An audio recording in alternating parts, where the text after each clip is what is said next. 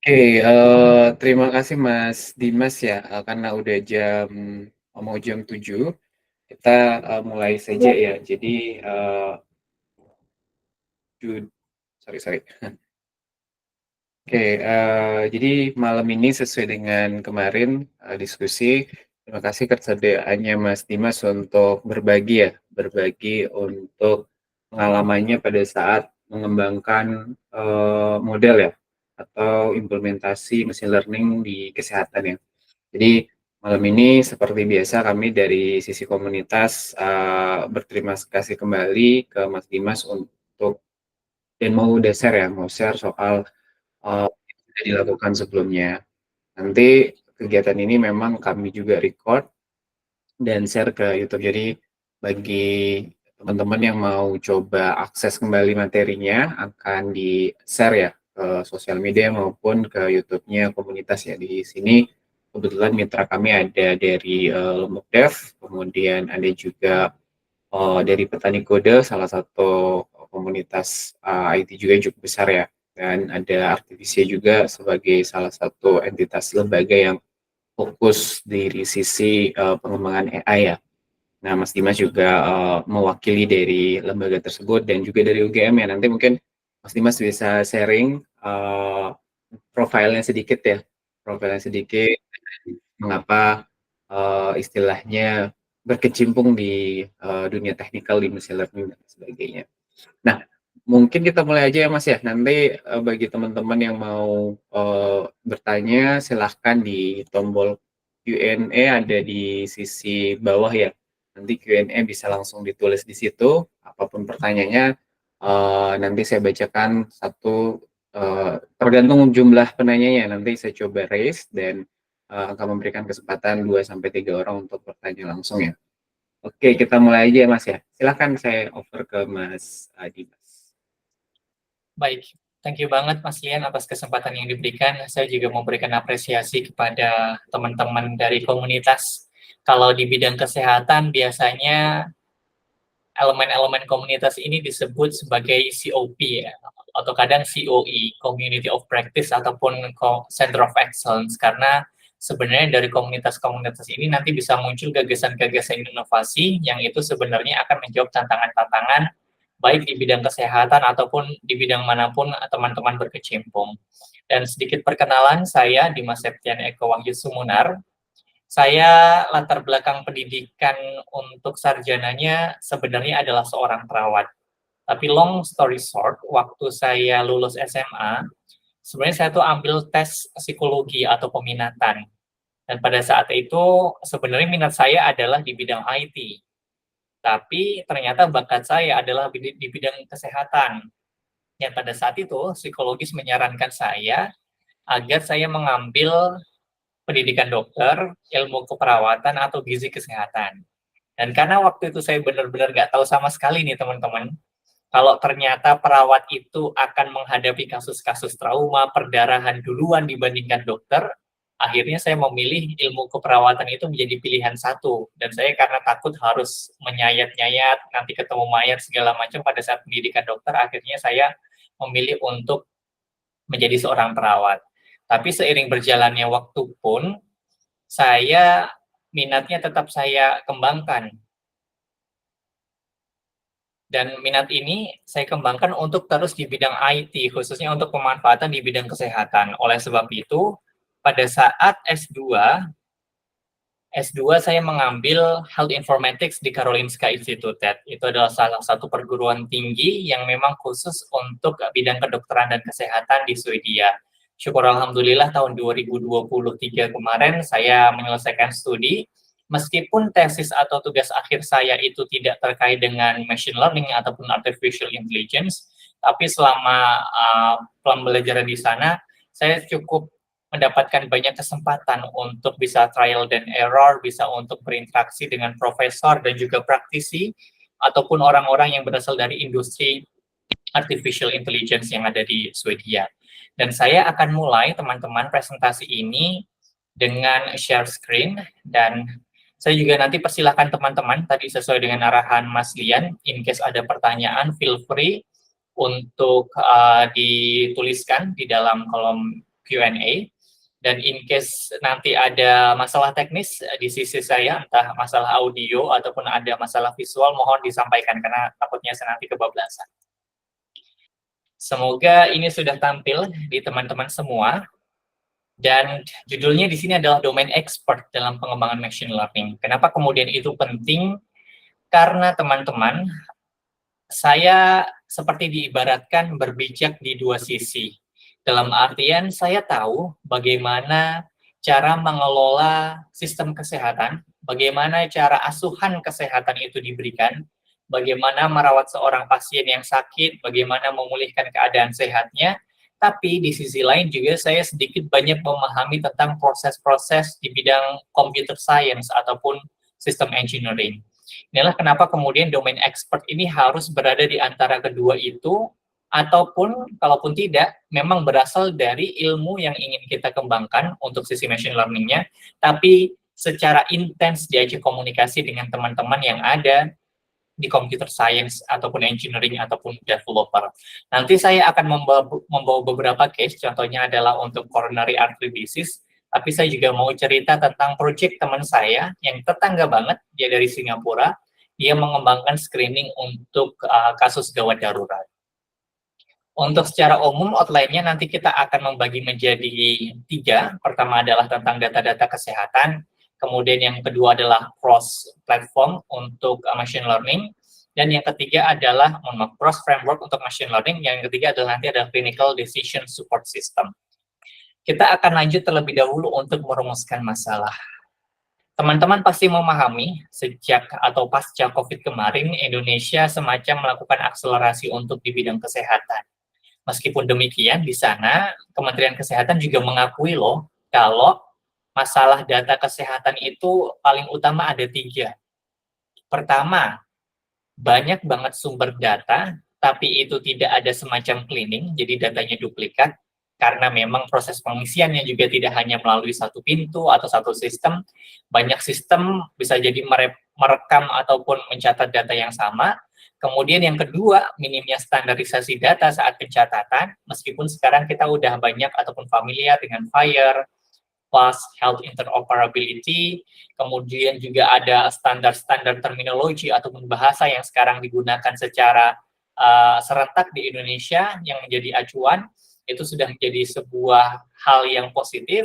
Namun yang ketiga ini masih menjadi kendala secara umum terkait dengan tingkat kompetensi tenaga kesehatan ataupun orang-orang yang menginput data dari sisi kesehatan.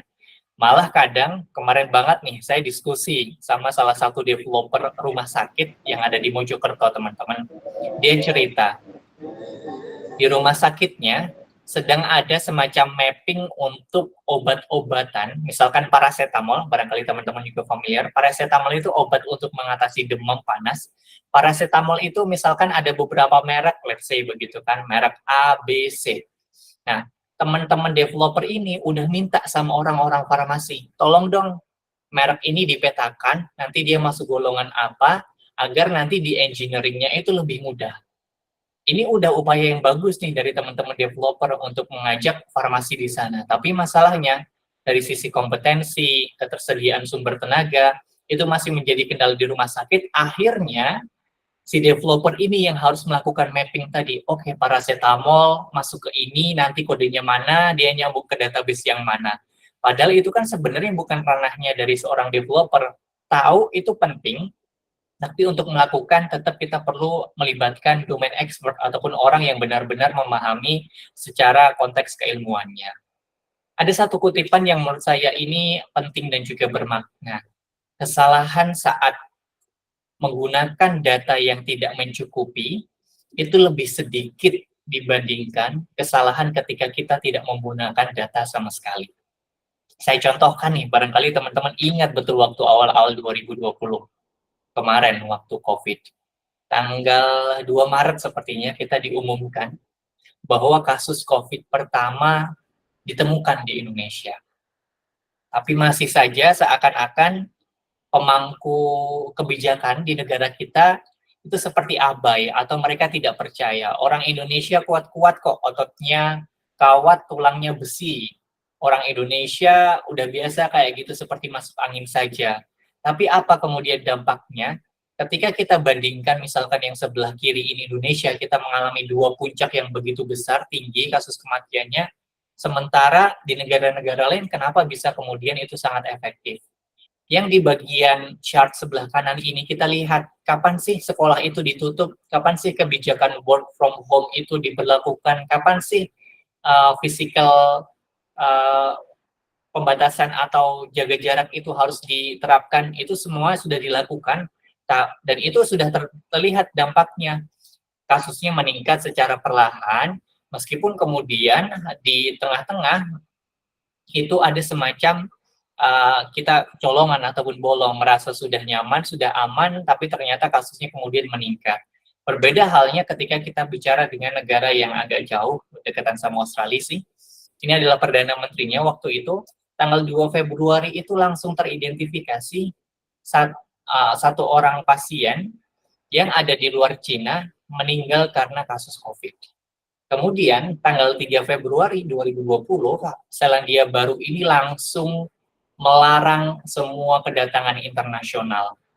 Itu kayak ibaratnya mereka menutup diri sama dunia internasional, bandaranya nggak boleh nerima penerbangan begitu kan. Dan bahkan mereka menerapkan lockdown itu lebih awal, 25 Maret, sementara di kita tadi masih kebijakannya, di Indonesia kebijakannya masih oke, penutupan sekolah, jaga jarak fisik, dan lain-lain. Akibatnya apa? Kemudian kasus-kasus yang ada di Selandia Baru itu sangat minim, sedikit sekali jumlahnya, dan mereka kampanye-kampanye publiknya itu sangat baik karena didasari oleh penggunaan data. Itu yang kemudian menjadi penentu atau mendasari kita berdiskusi pada malam ini bagaimana kemudian data-data kesehatan itu bisa dimanfaatkan. Ini adalah contoh pertanyaan yang bisa menjadi inspirasi teman-teman untuk nanti misalkan ideation di bidang artificial intelligence. Pernah ngerasa nggak sih kalau kita datang ke rumah sakit atau pernah merasa mendengar cerita dari teman-teman yang datang ke rumah sakit waktu mereka masuk ke kamar gawat darurat, IGD begitu, kok semacam tindakannya lama ya? Apa yang harus dilakukan, harus menunggu ini, harus menunggu itu.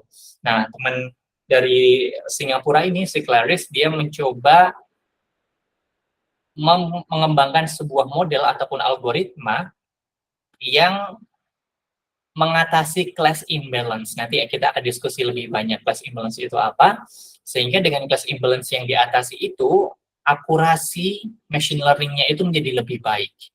Contoh lainnya di RSCM mereka sudah mengembangkan semacam sistem deteksi dini untuk kanker payudara. Di UNER, di UGM, di perguruan tinggi, saya rasa ataupun di peneliti-peneliti, gagasan dan juga konsep-konsep ini sebenarnya sudah ditemukan. Tapi saya rasa sayangnya ini masih berhenti di level laboratorium ataupun di level yang sangat tertutup. Padahal harapannya ketika nanti kita bisa berinteraksi dengan teman-teman di sini, engineer, developer, kita benar-benar bisa membuat semacam ya let's say minimum viable product begitu, ataupun bisa bahkan running prototype yang itu bisa diujikan sampai let's say launch menjadi benar-benar produk yang bisa digunakan oleh masyarakat. Masyarakat dalam hal ini nggak seluruh pasien ya, bisa aja rumah sakit, bisa saja klinik, bisa saja BPJS, bisa saja dinas kesehatan, dan juga lainnya. Atau contoh yang lainnya, bagaimana penegakan diagnosis COVID dengan foto ronsen. Teman-teman pasti memahami kalau kita melihat gambar atau secara visual itu pasti ada semacam pixelnya. Dan machine learning mereka akan menggunakan pendekatan pixel ini untuk mencari atau membuat semacam pola. Oke, kalau dia sakitnya COVID, maka kabut atau warna putihnya itu dia akan dominan di sisi paru-paru sebelah mana.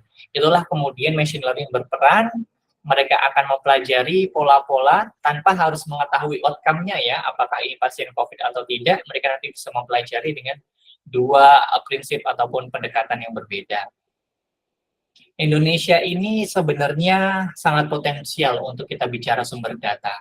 279 juta penduduk, rumah sakitnya ada hampir 3.000, puskesmasnya 10.000, bahkan sekarang semakin banyak orang-orang yang menggunakan wearable sensors ataupun wearable device, smartwatch dan lainnya, itu adalah data-data input yang bisa dimanfaatkan untuk bidang kesehatan. Ketika melihat atau mencari masalah di bidang kesehatan itu, kita bisa melihat prosesnya yang hari ke hari, rutin berulang, misalkan sakit hipertensi ataupun darah tinggi, sakit gula, diabetes, dan juga lainnya, atau misalkan ketika terjadi insiden, contohnya tadi kasus COVID, kemudian misalkan kasus kanker, dan lain-lainnya. Setelah data-data itu kita temukan, teman-teman, kita perlu memahami framework untuk data mining ataupun misalkan pengembangan machine learning. Ada satu framework yang paling populer berdasarkan studi, itu adalah CRISP-DM untuk Cross Industry Standard, dan CRISP-DM ini secara umum dibagi menjadi 4 atau let's say 5 ya, kalau di referensi lain. Yang pertama, kita harus melihat apa itu data yang dikumpulkan, representasinya, variabel, value-nya, begitu kan, nilai minimum, nilai maksimumnya. Kemudian kita akan menggali atau mencari informasi yang ada di sana, bagaimana kemudian proses mencarinya itu bisa kita ambil dari dashboard ketika kita melibatkan ada domain expert ya di sini. Data-data apa saja sih yang penting? Saya contohkan kasus darah tinggi. Darah tinggi artinya yang akan menjadi informasi adalah sistol dan juga diastolnya. Dan ketika sistol dan diastol ini nanti akan diinterpretasikan menjadi sebuah knowledge. Kalau misalkan sistol di atas 140, diastol di atas 90, maka itu bisa diinterpretasikan menjadi seseorang yang mengalami darah tinggi. Lanjut lagi ke wisdom, ini akan menjadi semacam EBP atau misalkan evidence based practice, praktik yang berdasarkan bukti, dan juga tadi decision support system. Pasien datang ke rumah sakit, dia sudah teridentifikasi darahnya tinggi, maka di sini decision support systemnya langsung ngasih tahu sama dokter perawat, hati-hati nih, pasien ini dia selama 10 tahun terakhir nggak ada riwayat tekanan darah tinggi. Tiba-tiba ini dia tekanan darah tinggi di atas 190. Nah, decision support system ini yang bermakna karena waktu itu sangat berharga di kesehatan. Contohnya ada orang serangan jantung, maka golden standardnya hanya 4 jam. Kalau lewat dari 4 jam, penyumbatan pembuluh darahnya itu sudah parah, maka tidak bisa dikembalikan lagi. Nah, sehingga wisdom ini yang nanti baik di level individu ataupun di level populasi, misalkan tadi COVID begitu kan, oke, banyak orang yang terinfeksi, maka kita harus lockdown. Banyak orang yang kebanyakan minum gula, berarti kita harus membatasi konsumsi gula, misalkan dengan kebijakan pajak gula yang lebih tinggi dibandingkan pajak-pajak lainnya. CRISP-DM ini berdasarkan satu poll, ya ini poll populer ya, itu hampir separuh pemakainya dibandingkan dengan metode atau framework-framework lainnya, misalkan dari SEMA, KDD, Scrum, Kanban, barangkali teman-teman juga ada yang familiar dengan project management framework ataupun misalkan data-data mining dan juga data science framework lainnya. Nah, ketika kita bicara CRISP-DM ini, sebenarnya kita tadi memulai dari pertanyaan, apa yang ingin dicapai dari perspektif bisnis. Bisnis ini tidak melulu kaitannya dengan ekonomi, tadi dari proses tata kelola kesehatan, sistem informasi itu juga termasuk bisnis proses ya dalam artian, kemudian kita akan memilih data-datanya. Nah, teman-teman, memilih data ini perlu melibatkan domain expert sebagaimana saya terus mengulangi hal itu.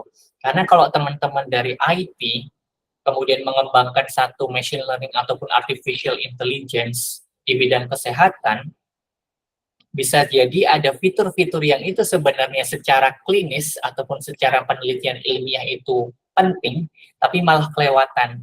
Ini kasus yang dihadapi oleh teman-teman saya nih, waktu kemarin saya ada semacam proyek begitu, karena kerjanya itu seperti berkelompok, dan saya memang ada orang keperawatan, ada dokter, ada kesehatan masyarakat, ada 2 yang dari engineer begitu kan, tapi ada nih loh teman saya, yang satu kelompok itu pure, mereka adalah developer, jadi benar-benar background-nya adalah tech begitu kan.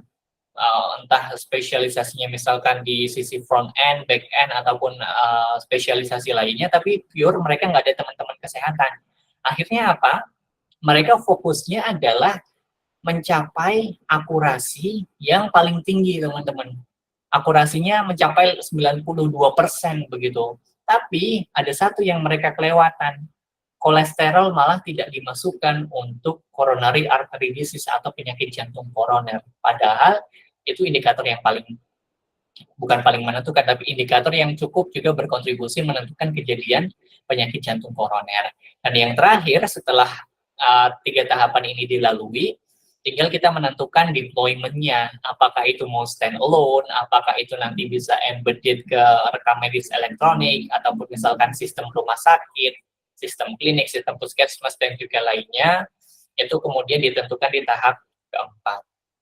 Dan secara fundamental, teman-teman, untuk machine learning ini, teman-teman juga barangkali ada yang memang sudah fokus di area sana, ada 2 bagian utama, yaitu adalah supervised learning dan juga unsupervised learning.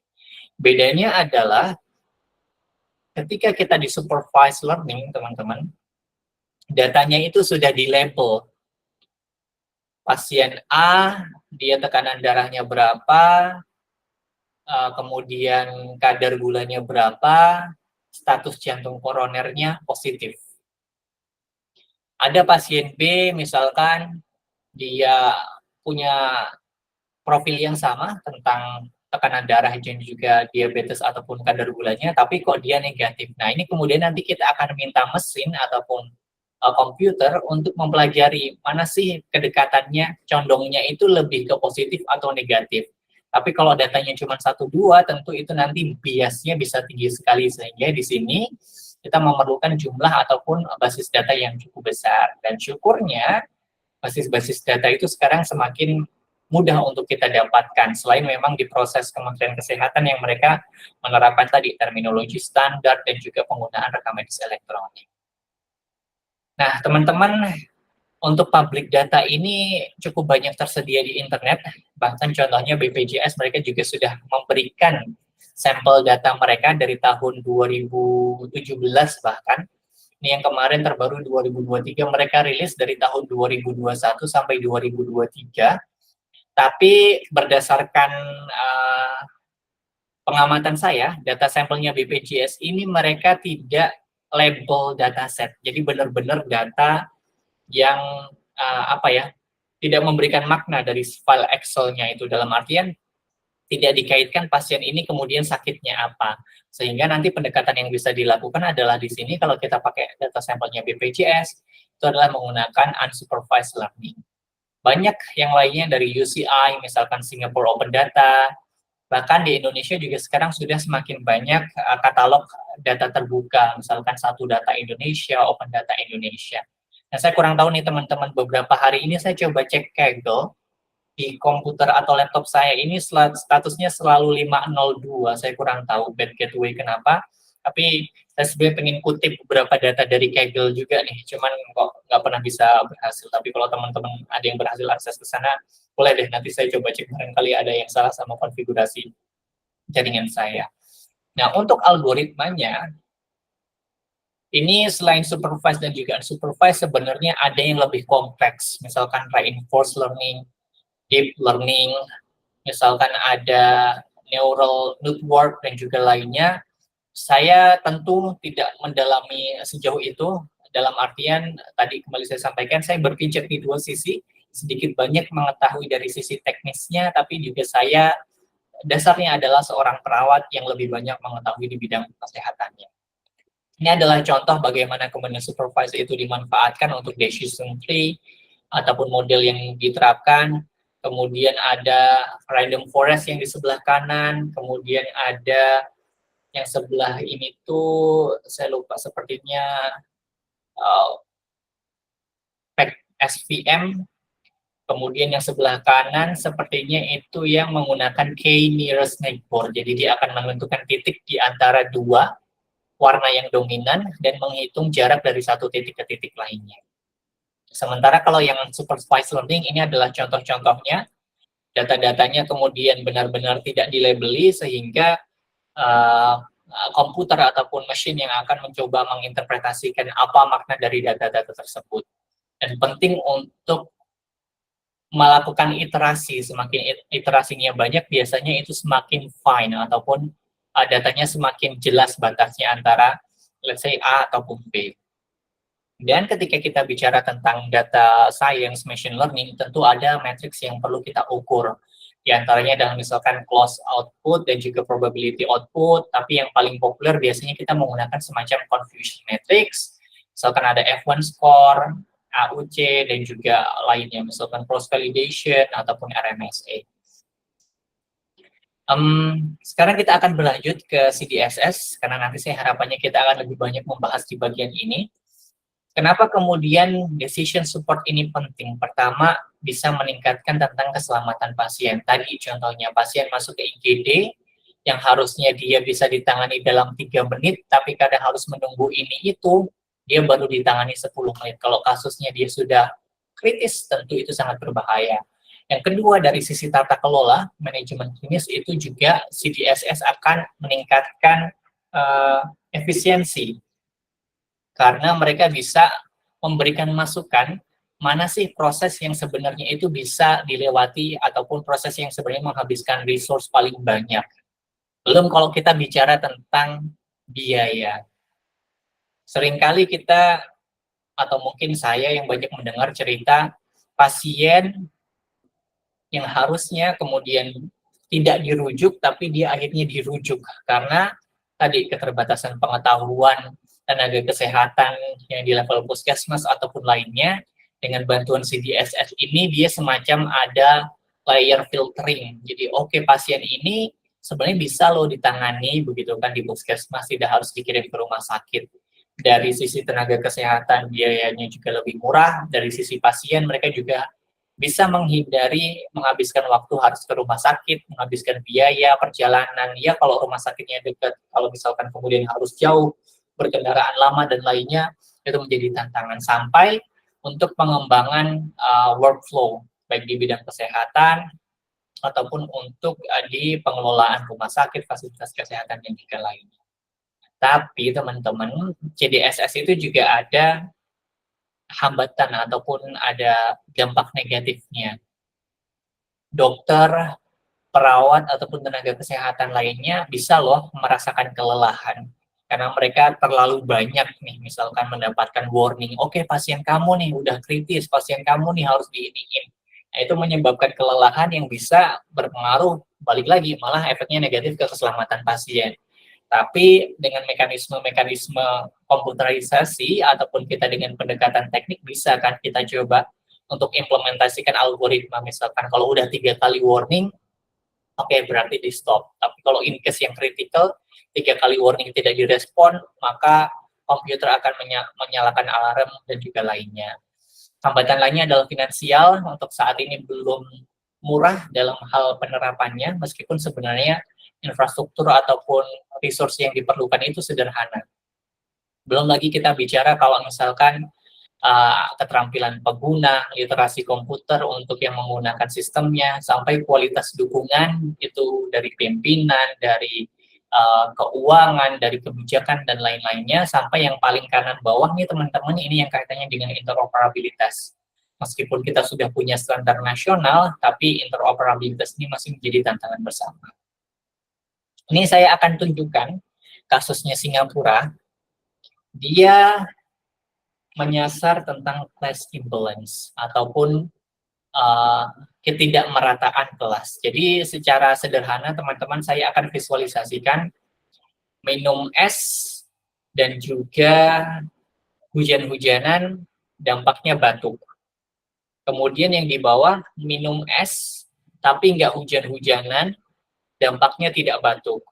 Nah, class imbalance itu bisa dicontohkan lebih banyak kasus yang dia minum es dan juga hujan-hujanan sehingga dia batuk kan ataupun pilek.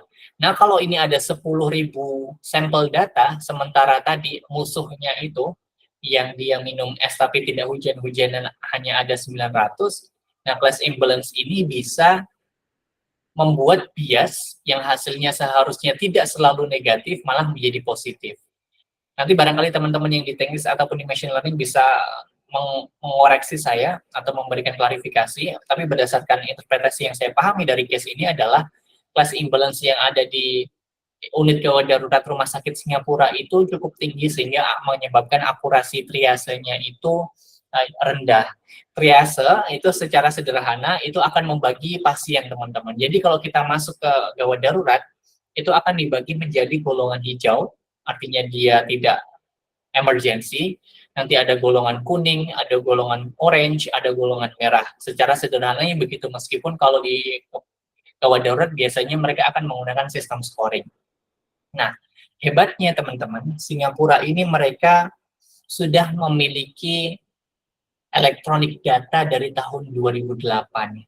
Indonesia barangkali juga sudah punya dari tahun 2008 itu, tapi belum yang sifatnya terintegrasi.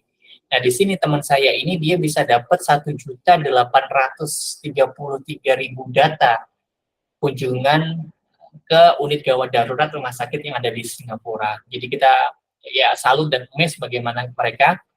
Tapi saya yakin di Indonesia juga nanti data-datanya seiring berjalannya waktu akan terkumpul.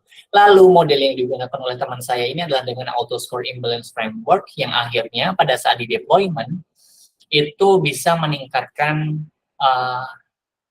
skornya menjadi lebih tinggi. Ini adalah visualisasinya. Jadi kalau teman-teman melihat yang warna coklat dan biru, itu adalah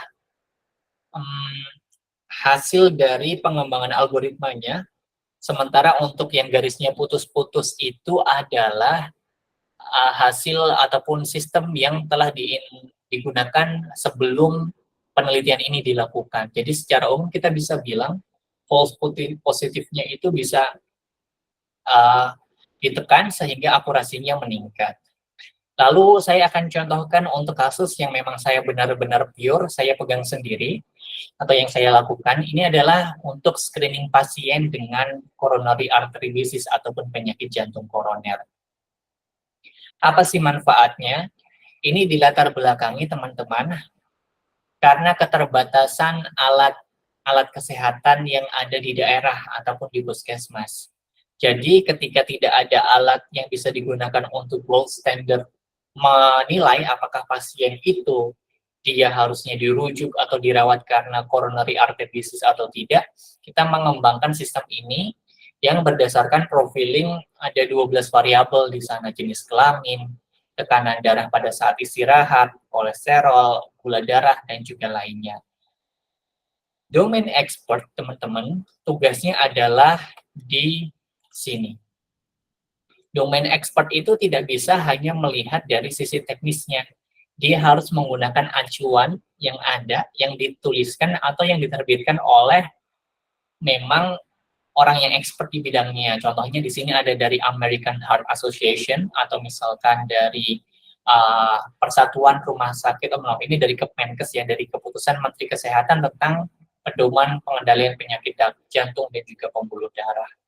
Nah, data-data yang saya gunakan untuk Dash Python app ini, dia sebenarnya dari data-data publik yang ada di UCI tentang heart disease. Datanya udah lama banget ya, dari tahun 88 sebenarnya.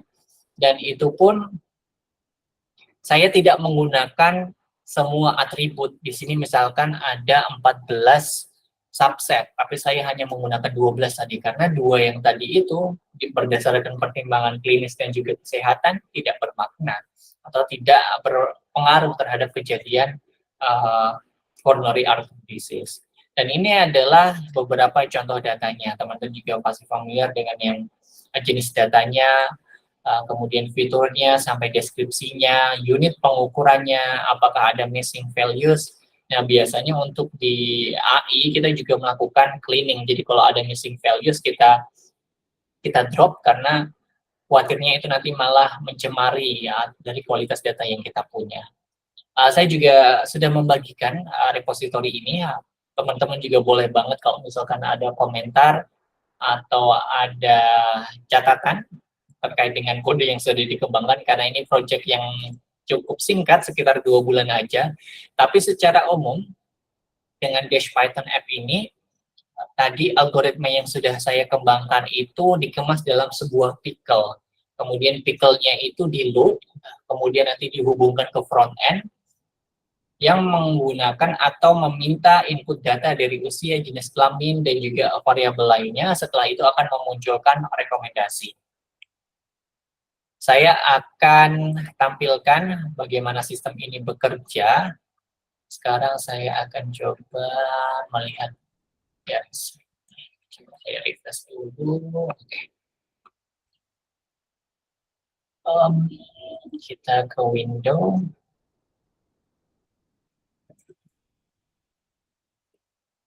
Ya, semoga Firefox saya sudah tampil. Ini benar-benar ya sederhana sekali.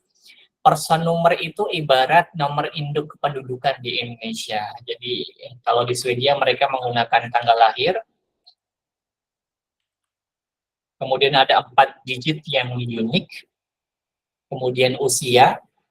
Nah, di sini pun teman-teman, selain tadi ada domain expert, barangkali teman-teman juga sudah memahami proses validasi. Ini pun saya pada saat input bisa loh usia itu minus begitu. Padahal kan seharusnya ada semacam validasi, usia tidak bisa minus begitu. Kemudian saya masukkan usia, jenis kelamin laki-laki, untuk blood pressure saya 160, kolesterolnya 250, saya gula darahnya kurang dari 120, ECG-nya normal, denyut jantung maksimal itu misalkan 102, apakah ada kelelahan saat aktivitas fisik, apakah ada nyeri dada, tidak ada, kemudian apakah slope atau bagaimana gambaran dari jantung atau EKG-nya, kemudian CA dan juga old peak. Kemudian kita tekan tombol ini dan dia akan memunculkan apa predicted state-nya. Ini adalah contoh yang sangat sederhana sekali, tapi nanti setelah ini saya akan tunjukkan ke teman-teman apa contoh-contoh yang lumayan kompleks untuk bisa diterapkan. Saya akan kembali ke presentasi.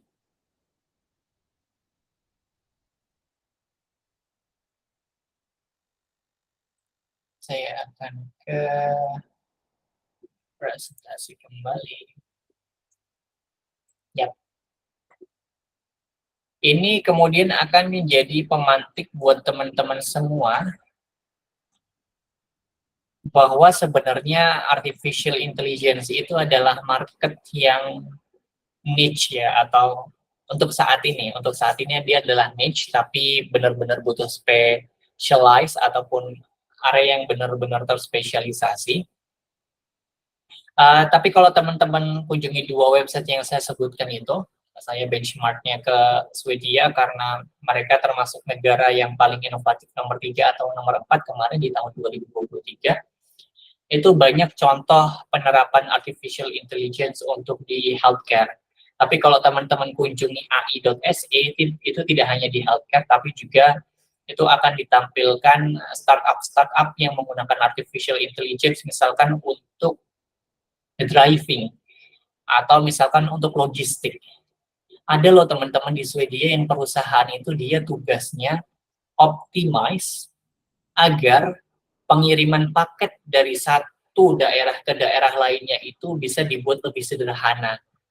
Dalam artian yang paketnya bisa diberangkatkan barengan meskipun dia beda provider, beda kurir begitu, misalkan satu JNE, satu Pos Indonesia, tapi kemudian nanti mereka bisa semacam ada sharing resources. Dan saya juga yang cukup salut dengan Swedia itu mereka untuk urusan telekomunikasi, mereka itu menggunakan satu BTS yang sama, tapi bisa memancarkan sinyal untuk semua provider. Artinya, semua jaringan internet di Swedia itu hampir merata kualitasnya. Berbeda dengan Indonesia, dan koreksi jika saya salah, saya dulu tahunya ya satu tower untuk perusahaan A, ya itu hanya memancarkan sinyal untuk A saja. Nanti ada tower lain atau BTS lain, nanti dia akan memancarkan untuk consumer ataupun pengguna yang menggunakan provider lainnya. Dan ini ada contoh juga, misalkan bagaimana deep learning neural network itu digunakan untuk mengklasifikasikan risiko obesitas pada remaja Portugis begitu berdasarkan aktivitas fisik dan juga body mass index. Body mass index itu sesederhana berat badan kita dibagi tinggi badan yang dikuadratkan. Di atas 25 itu BMI-nya artinya obesitas atau kegemukan. Dan ini adalah salah satu contoh startup yang ada di Swedia. Dia mengembangkan semacam wearable device ataupun sensor yang untuk mendeteksi gerakan tubuh sampai memberikan feedback secara langsung dari heart rate-nya. Ini tujuannya Racewalk ini untuk buat orang makin kenceng larinya atau makin bagus stamina-nya. Jadi misalkan kalau mau lari 5K, 10K, nah Racewalk ini startup-nya dia memberikan rekomendasi, oke kamu dalam 1 bulan latihan dulu nih, hari pertama lari 700 meter, hari kedua 1 kilo, hari berikutnya, dan seterusnya, dan seterusnya. Satu contoh, tapi masih banyak lainnya yang ada di sana. Dan dengan ini, saya sangat mendorong teman-teman untuk, atau kita bersama, untuk lebih banyak explore di bidang artificial intelligence dari hal-hal yang sifatnya sederhana. Dan itu semua dimulai dari keingintahuan kita. Tentu selalu ada risiko kelelahan, kita codingnya gagal, begitu kan, atau ada kerusakan. Saya juga mau cerita laptop saya kemarin, saya pernah mencoba menerapkan artificial intelligence atau machine learning untuk melacak gerakan mata. Jadi saya pakai webcam built-in yang ada di laptop saya, tapi karena webcam ini dia tidak bisa communicate dengan Python environment-nya, saya harus melakukan tweaking di device manager-nya, saya agak lupa prosesnya begitu kan, tapi ada beberapa konfigurasi yang saya rubah dan akhirnya webcam laptop saya ini tidak bisa berfungsi lagi, jadi harus pakai kamera eksternal. Tapi itu bagian dari proses yang menurut saya menantang, karena kita seringkali kalau dari bidang atau di IT itu kan kadang ada satu bugs gitu kan, kita benar-benar challenge untuk bisa menyelesaikan bugs tersebut, dan itu adalah satu hal positif dari kita yang terus perlu kita latih, kita jaga, karena keingintahuan ini yang akan mendorong kita untuk terus belajar dan terus terkini atau kita mengikuti latest development baik di bidang kesehatan ataupun di bidang IT. Dan saya rasa saya akan menutup sesi sharing atau presentasi pada malam hari ini, dan saya sangat berharap kita bisa diskusi lebih dinamis. Barangkali teman-teman ada brainstorm idea begitu di bidang kesehatan, nanti saya yang akan coba challenge nih. Misalkan pertanyaan-pertanyaan lanjutannya, probing-probingnya apa, itu saya harapkan bisa di sini, karena banyak sekali peluang yang bisa kita manfaatkan. Dan bahkan teman-teman, saya kemarin mendapatkan kesempatan untuk tahun lalu ya, tepatnya tahun 2023, berkomunikasi dengan representasi Indonesia yang berangkat ke Swedia. Dan setelah ke Swedia, mereka semacam roadshow atau berjalan-jalan ke negara-negara Timur Tengah, UAE, Qatar, begitu, sampai mereka ada yang ke Denmark juga, saya agak lupa negara Eropa mana saja yang didatangi, tapi yang mereka lakukan adalah mereka semacam mengundang investasi di bidang health tech untuk bisa masuk ke Indonesia. Apa iming-imingnya? Karena Indonesia bakal punya 279 juta penduduk yang datanya akan terekam secara digital. Artinya semua data mentah itu akan terekam kan. Ya tetap ada mekanisme keamanan, mekanisme anonimus, data-data agregat sehingga tidak bisa person identifiable, tetap ada perlindungan data pribadi di sana. Tapi sebelum kita berhenti untuk berinovasi di bidang AI dan juga machine learning, perlu kita sadari bahwa di luar sana banyak orang-orang yang atau perusahaan-perusahaan luar yang ingin masuk ke Indonesia, karena di Indonesia ini dianggap semacam seksi untuk menjadi pasar baru di bidang AI dan juga machine learning. Dan untuk itu selanjutnya saya kembalikan kepada Mas Lian, dan saya rasa ini juga ada belum ada pertanyaan, tapi feel free teman-teman untuk bisa menyampaikan ataupun raise concern dan juga pertanyaan yang bisa kita diskusikan bersama. Silakan Mas Lian. Ya, terima kasih Mas Dimas. Materinya menarik ya, kalau bahasanya kami di komunitas daging semua itu. Dan sederhana banget, karena sometimes kita agak bingung ya kalau udah di luar non-tech ya, tapi tadi udah disampaikan perpaduan antara kedokteran dan juga kesehatan dan juga teknikal ya. Paling ada beberapa pertanyaan sebenarnya, dan itu masuk ke Q&A. Saya mungkin bacakan ya Mas Dimas ya. paling dari basic dulu ya, basic dalam artian sebelum ke technical isu ya. Jadi kalau ada teman-teman mau bertanya silahkan raise hand. Di sini juga ada beberapa expert soal ML nih. Ada Mas Pandi juga, kemudian ada rekan-rekan yang lainnya. Nah, pertanyaan mungkin dari ini Sasak Noob deh. Ini kayaknya saya kenal, tapi saya lupa ini siapa. Nah, tadi kita berbicara soal data nih Mas Dimas ya. Tadi ada soal ronsen, USG dan lain sebagainya. Itu kan pada dasarnya data pribadi ya atau individu. Nah, konteksnya lagi tadi ada investasi yang cukup besar di Indonesia. Investasinya Microsoft masuk ke Indonesia dengan membangun environment investasi ya untuk AI dan sebagainya. Artinya memang bisnis atau pengembangan AI ke depannya cukup akan masif ya kalau kita lihat 5 tahun ke depan ya. Nah, apakah di Indonesia udah melakukan persiapan nggak dari sisi privacy data ya sama security? Mungkin bisa sharing dari pembelajarannya Mas Dimas di Indonesia sendiri ada regulasinya nggak? Dan kedua dari sisi teknikal sendiri metode apa yang bisa kita adopt ya? Misalkan ada nggak tools yang memastikan keamanan dan privacy datanya karena di WHO sendiri sempat membahas ya volume data, kelengkapan data versus privacy kalau bahasanya di WHO ya. Ini itu satu pertanyaan dulu Mas Dimas ya, nanti kita bisa teknis silahkan. Baik, siap. Terima kasih Mas Lian.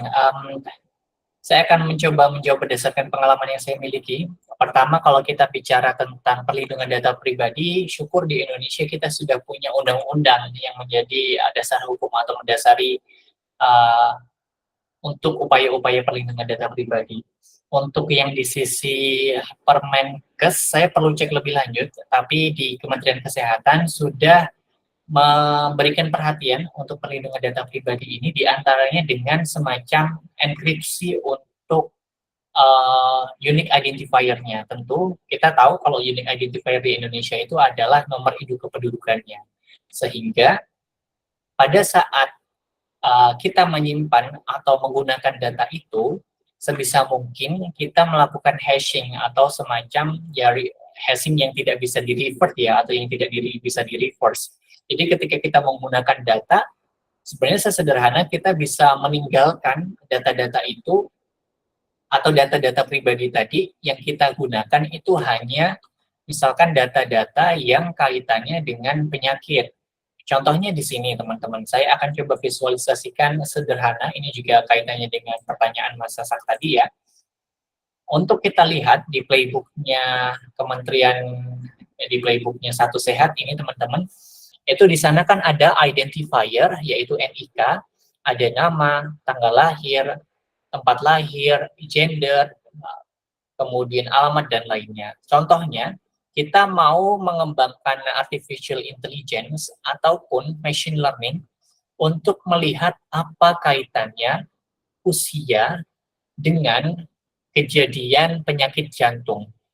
Tentu yang ingin kita lihat di sini, yang kita ambil ya cukup birth date-nya saja kan, kemudian nanti kita akan menghitung misalkan dikurangi atau tahun ini dikurangi dengan birth date, begitu berapa usianya, kita ambil year-nya saja, dan kita bisa assign local ID ataupun ID yang kita generate agar itu tidak bisa dikaitkan dengan pasiennya.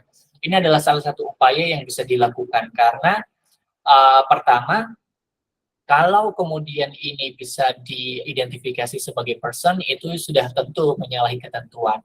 Meskipun di sisi lain, dari sisi kebijakan, dari sisi prosedur, itu sudah sekarang saya rasa ada beberapa rumah sakit yang mereka menambahkan klausul untuk direkam medisnya. Contohnya, klausulnya seperti ini.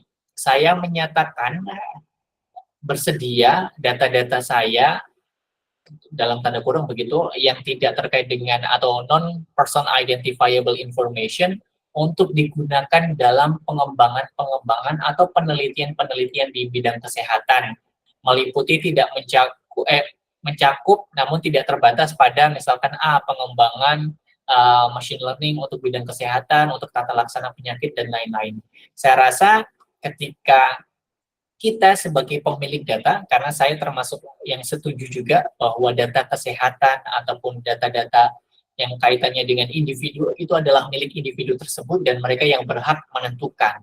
Belum lagi kalau kita bicara misalkan berapa lama data itu bisa atau harusnya disimpan dan bagaimana mekanisme ketika ada seseorang yang menyatakan oke, saya mau data saya yang tersimpan di rumah sakit ini, data saya yang digunakan untuk pengembangan machine learning ini harus dihapus dan tidak dilibatkan.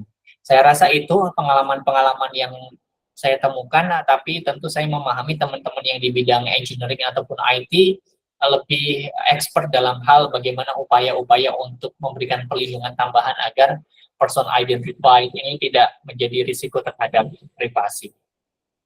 Semoga menjawab, tapi feel free untuk ada pertanyaan lanjutan. Siap, terima kasih Mas Dimas ya. Oke, saya coba lihat dulu. Oke, mungkin sedikit menarik sih tadi dari risetnya Mas Dimas ya soal jantung gitu. Nah, mungkin saya satu dulu ya. Tadi kan cukup lumayan banyak variabelnya ya Mas ya, berdasarkan referensi dari Kementerian Kesehatan maupun dari global ya.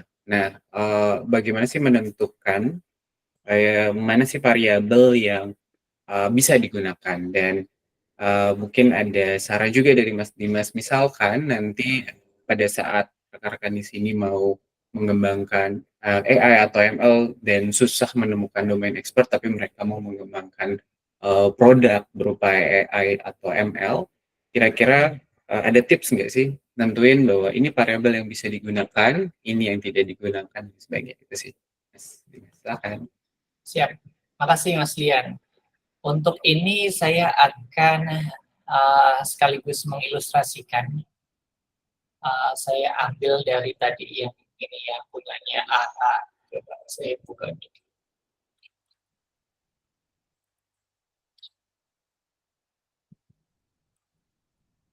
Saya tampilkan ya, oke.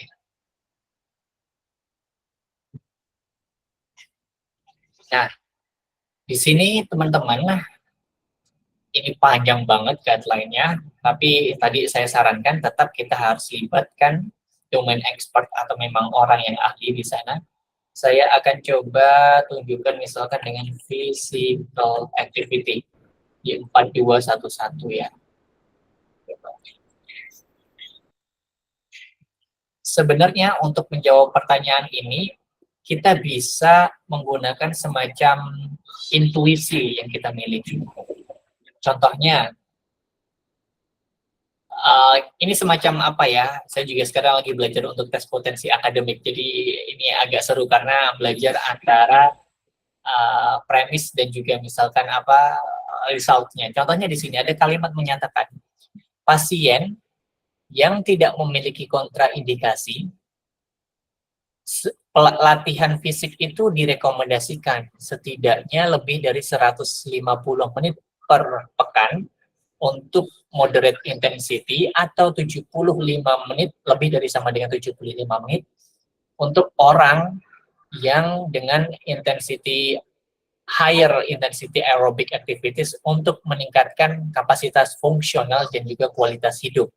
Dan juga untuk menurunkan risiko masuk rumah sakit. Artinya, ini direkomendasikan ya, artinya kita sudah bisa menginterpretasikan bahwa orang yang aktivitas fisiknya kurang dari 150 menit untuk moderate intensity ataupun kurang dari 75 menit untuk higher intensity, artinya dia sudah berisiko untuk mengalami atau menderita coronary artery disease. Ini untuk contoh di bidang kesehatan. Lain halnya, misalkan tadi saya simulasikan untuk logistik. Kita akan bicara atau membandingkan atau kita mengembangkan semacam machine learning yang bisa digunakan untuk melihat mana sih rute logistik itu yang paling efisien, yang paling menguntungkan. Misalkan jauh dari Jakarta ke Jogja. Dari Jakarta ke Jogja ada dua rute, rute utara ataupun selatan. Nah, di sini secara intuisi atau secara alamiah kita sudah bisa semacam mengkaitkan variabel-variabel apa saja yang bisa menentukan. Misalkan nih, berangkatnya apakah menggunakan truk, misalkan truknya pun sisinya atau kapasitas mesinnya berapa, kemudian efisiensi bahan bakarnya berapa, lalu misalkan nanti ada mode kendaraan lainnya. Tadi baru sisi kendaraannya ya. Lalu misalkan kita bandingkan lagi, apa bahan bakar utama kendaraan itu? Apakah petrol, apakah diesel? Itu yang kedua. Kemudian yang ketiga, variabelnya kita akan bicara dari jalur Jogja-Jakarta lewat utara dan juga Jogja-Jakarta atau Jakarta-Jogja jalur selatan, titik-titik kemacetannya itu di mana saja dan berapa lama titik-titik itu. Nah, dari sini kita kemudian sudah bisa semacam menduga, oke, berarti ini ada kaitan, ini tidak ada kaitan. Dan kalau kita bicara kayak gitu, mungkin kita sudah punya semacam preasumsi ya, atau asumsi dasar. Diesel kayaknya lebih irit deh dibandingkan dengan petrol begitu kan. Tapi kalau kita bicara tentang machine learning, asumsi-asumsi itu bisa loh kita tinggalkan karena tadi menentukan apakah itu menjadi supervised learning atau unsupervised learning. Sehingga panduan-panduan atau semacam intuisi dasar kita ini bisa menjadi pegangan ketika kita dihadapkan pada data-data atau pengembangan machine learning itu. Meskipun teman-teman, ini kalau kita bicara tentang machine learning itu ada yang namanya semacam pendekatan grid search cross validation. Atau misalkan fine tuning. Ini salah satu library, ini kok AI. Ya, ini dua contoh saja. Cross validation, grid search itu, contohnya gini. Ada tadi 14 variabel, saya drop semuanya deh gitu kan. Variabel itu saya pakai semua, kemudian nanti saya akan minta machine learning atau komputernya ini dia belajar sendiri. Kamu pakai deh semua data ini, terserah kamu splitnya gimana, begitu kan. Kemudian kamu coba, misalkan coba itu, yang ini saya, misalkan tadi saya sebut kolesterol, itu proporsinya 10%. Nanti ada aktivitas fisik 50%, begitu ya, ibarat atau analoginya sederhananya begitu. Nah, dia nanti kita akan buat semacam looping. Oke, sekarang di percobaan kedua, kolesterol 20%, kemudian yang aktivitas fisik 40%. Nanti di percobaan 3, looping yang ketiga, kolesterol 30%, yang aktivitas fisik 30%, begitu kan.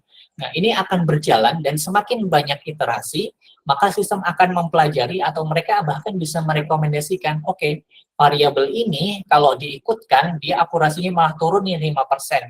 Maka kita bisa tinggalkan saja.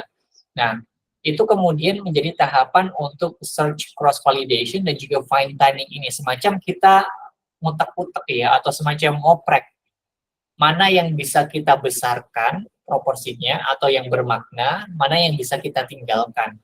Itu dari pendekatan teknis yang bisa kita terapkan atau gunakan selain tadi melihat dari rekomendasi dasarnya atau semacam mengikuti intuisi kita bahwa variabel-variabel apa saja sih yang berperan untuk menjawab masalah dengan pendekatan machine learning.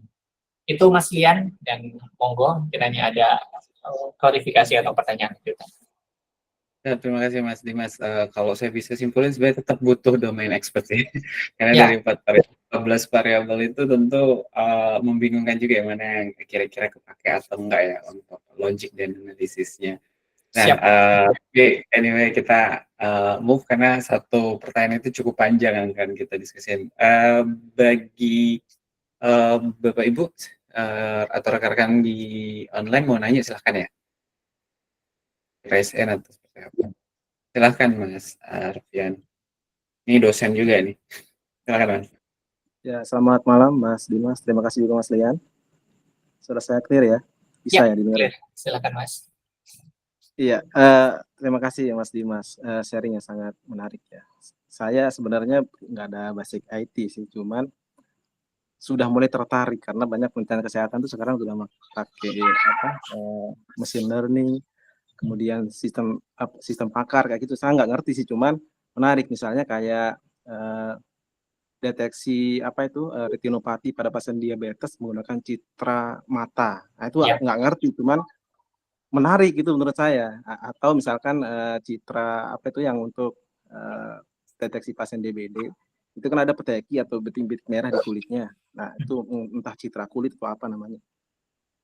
Nah, maksud saya gimana nih tipsnya saya yang murni orang kesehatan, bukan karena ada basic IT, cuman pengen masuk ke dalam riset yang ini gitu.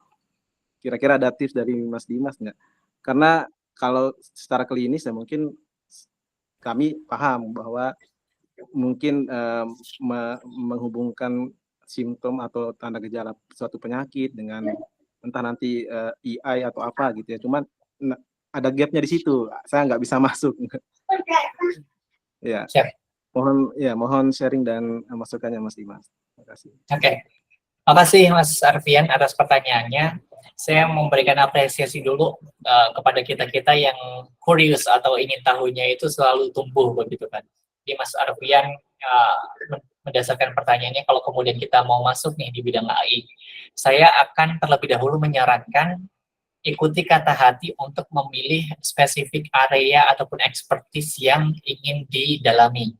Tadi misalkan Mas Arfian menyebutkan tentang mata dan juga retinopati begitu kan, artinya kan itu kaitannya dengan penyakit kronis, diabetes dan juga mata, dan itu atau oftalmologi begitu ya.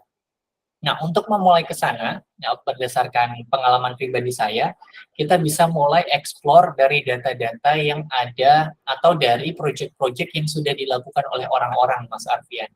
Contohnya, misalkan kalau kita mau melihat, itu kita bisa dengan keyword yang sederhana. Misalkan kita pengen cari tahu, tadi saya keywordnya pakai Kaggle ya, misalkan Kaggle, diabetes, and retinopathy. Kaggle, diabetes, and retinopathy.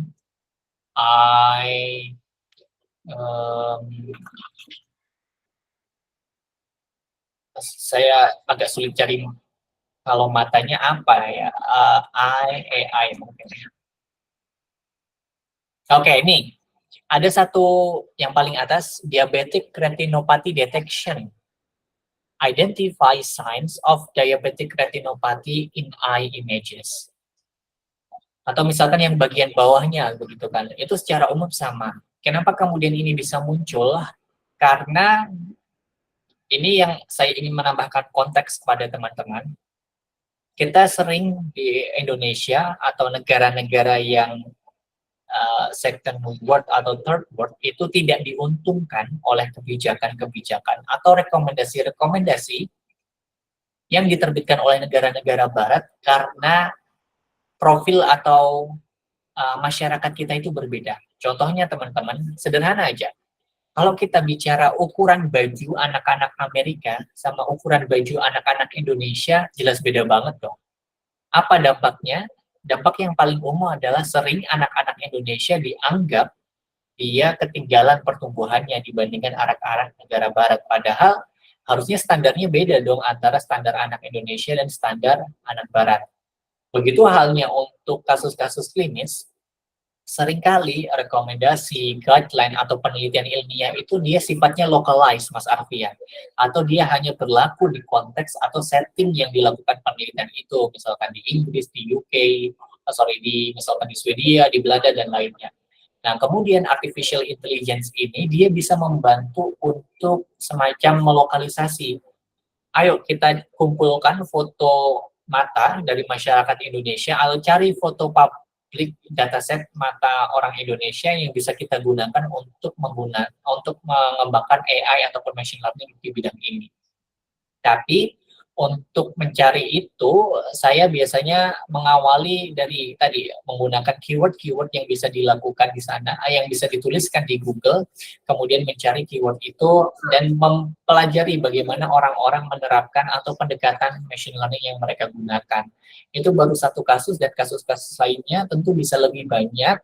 Kalau kemudian Mas Arfian atau kita adalah individu yang suka dengan penelitian-penelitian klinis, tentu semakin banyak bacaan yang bisa kita akses dari jurnal, baik yang itu sifatnya jurnal kualitas paling tinggi atau misalkan yang sifatnya dari perspektif ahli.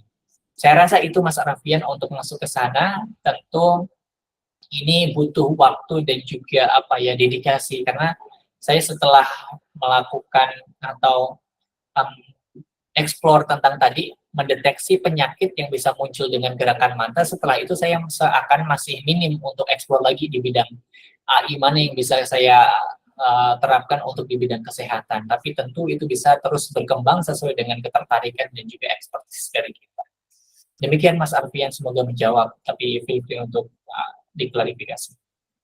Ya, terima kasih banyak Mas Dimas. Semakin ada rasa-rasa menggebu ini. Makasih Mas Dimas ya. Siap. Ya, thank you Mas. Mungkin saya 2 pertanyaan ya. Saya coba urutin sebenarnya tadi ya. Menarik sih Mas. Ya, pertanyaan tapi teman-teman yang di online juga bisa langsung raise hand ya kalau ada yang mau ditanyakan ataupun istilahnya di chat juga bisa. Kita balik lagi step selanjutnya. Tadi kan udah menentukan variabel mana yang akan dipakai. Yang second-nya mungkin lebih ke sisi gimana kita tentukan model yang akan digunakan. Kan tadi ada supervised, unsupervised, kemudian di masing-masing itu juga ada model-model yang bisa dipakai, misalkan saya lupa namanya, LS long lupa. Ini nanti mungkin saya tambahkan ya. Ada beberapa model-model yang bisa ya LSTM, LSTM, kemudian ada juga ARIMA dan lain sebagainya nih.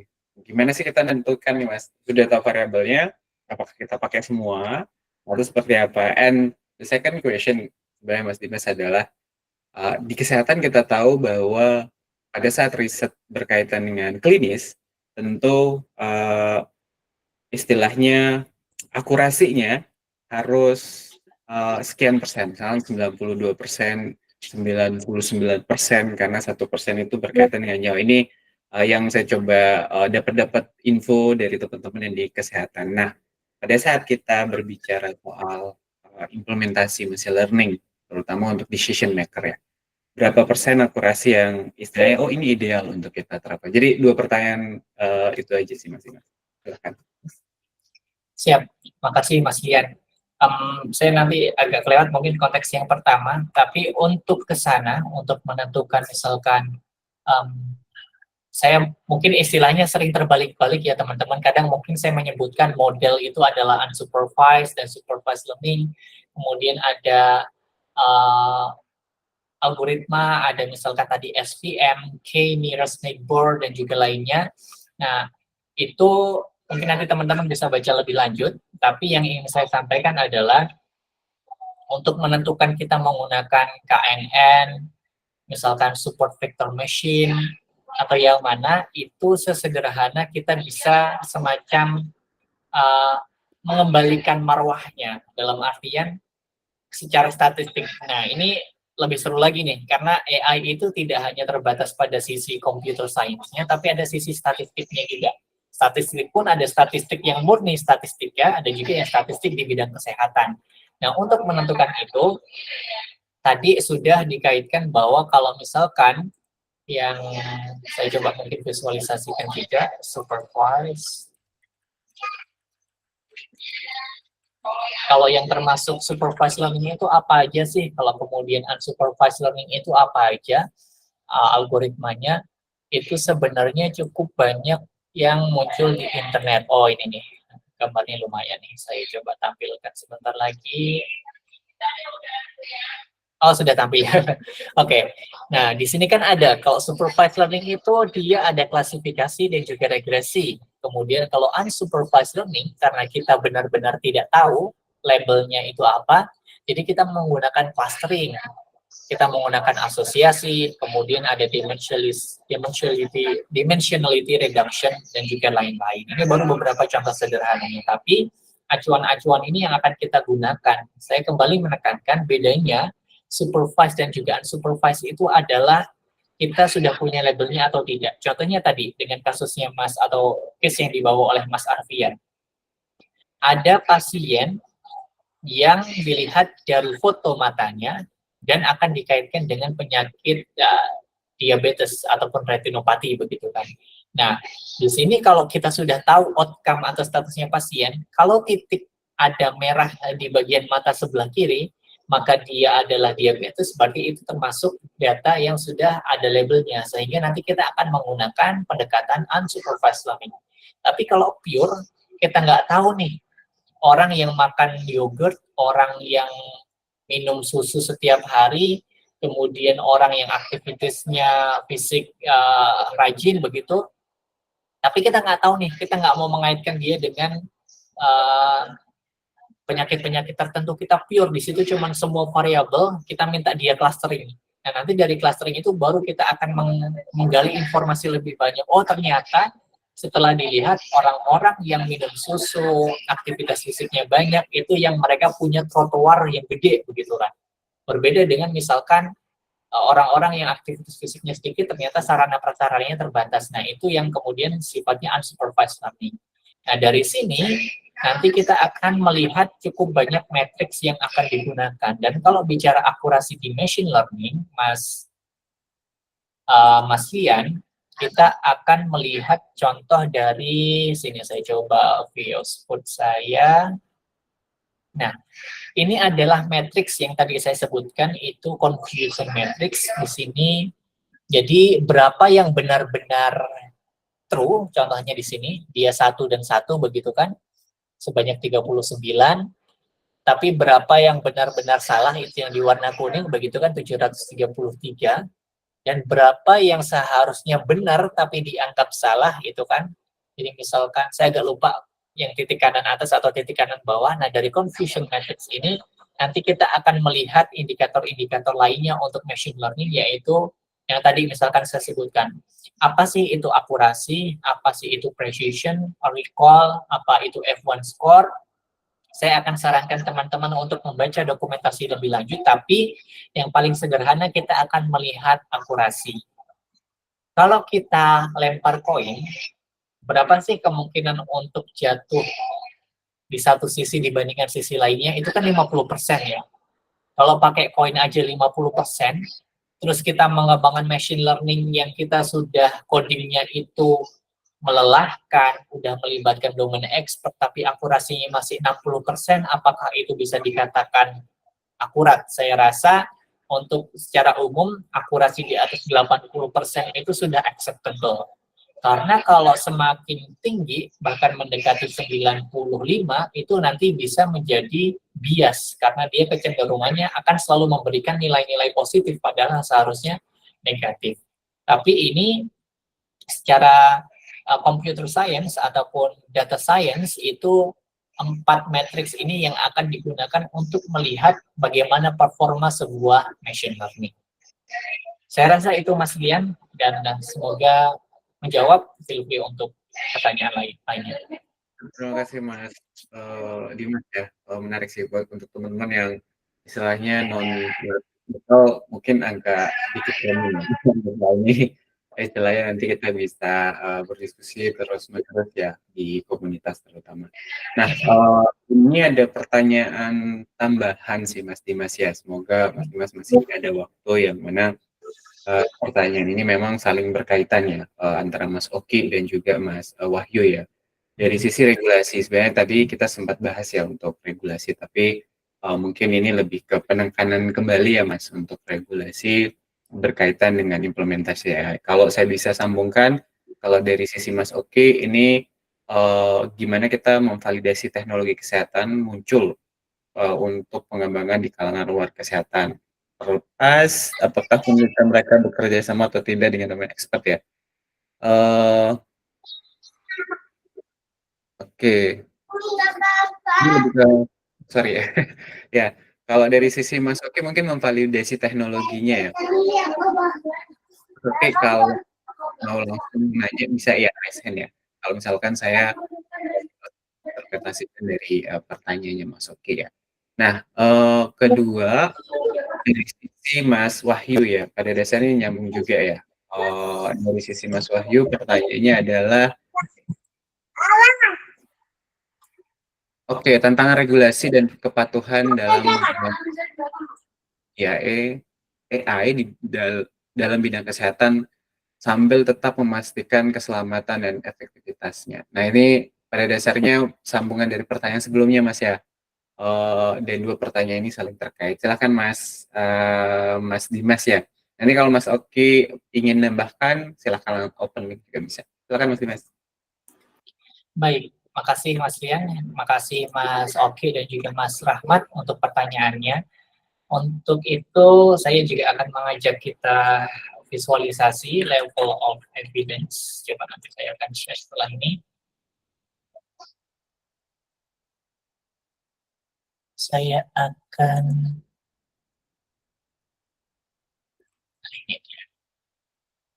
share ulang untuk window yang Firefox.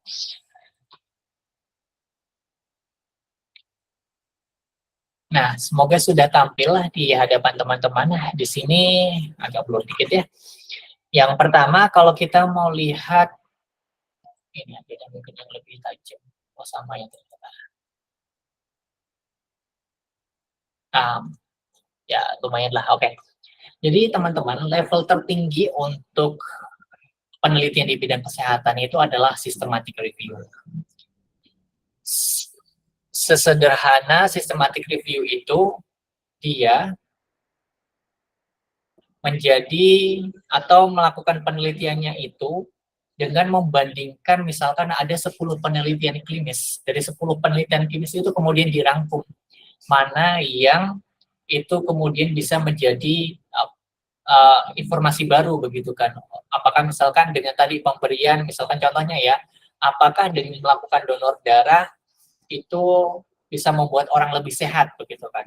Ada penelitian di Indonesia, ada penelitian di Malaysia, Singapura, Thailand, Belanda, Jepang, Brazil, itu secara sistematik dianalisis oleh peneliti dan kemudian dia akan memunculkan insight baru.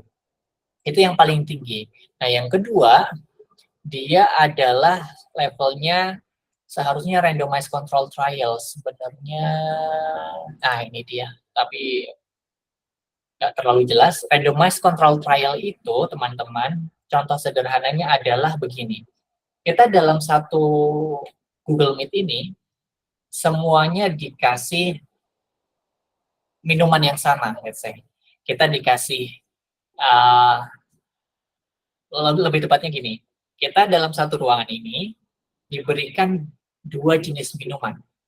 Dari 2 jenis minuman ini, kemudian nanti secara acak akan dibagikan kepada semua peserta yang ada di sini.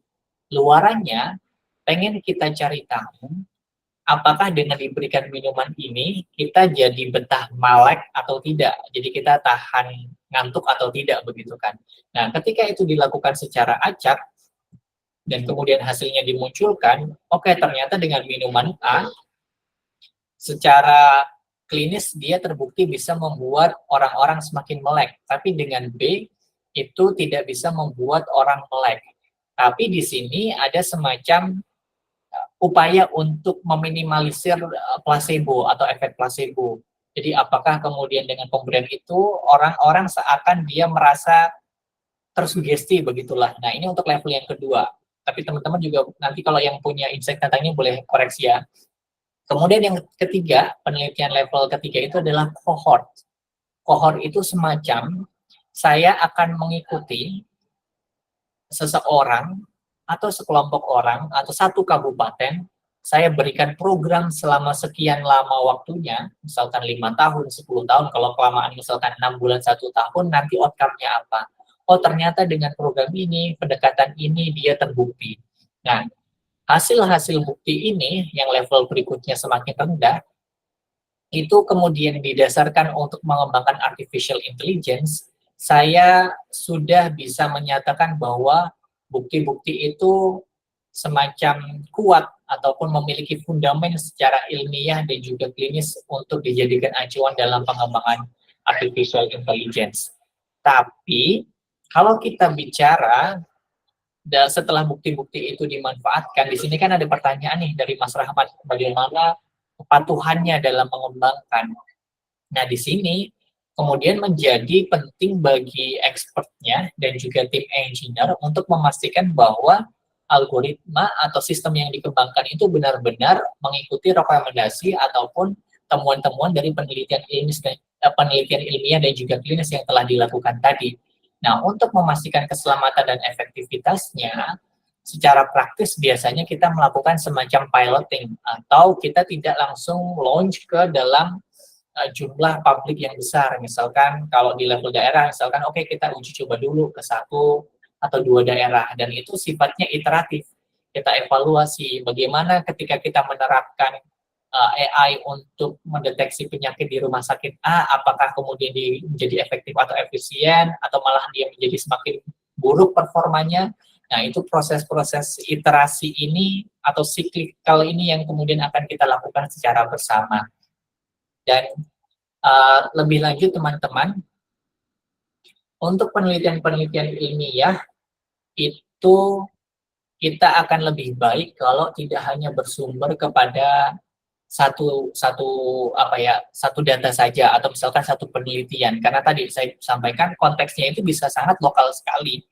Temuan yang di Indonesia bisa jadi cuman hanya berlaku di Indonesia, tidak bisa berlaku di Thailand. Sama halnya kalau kita balik, belum tentu yang ditemukan di Thailand itu bisa masuk ke Indonesia, dan oleh sebab itu tadi semacam proses verifikasi dari sisi uji coba, baik intervensi kesehatan, baru bisa lanjut ke AI-nya, itu saya rasa tetap harus dilakukan oleh kita secara bersama kolaboratif.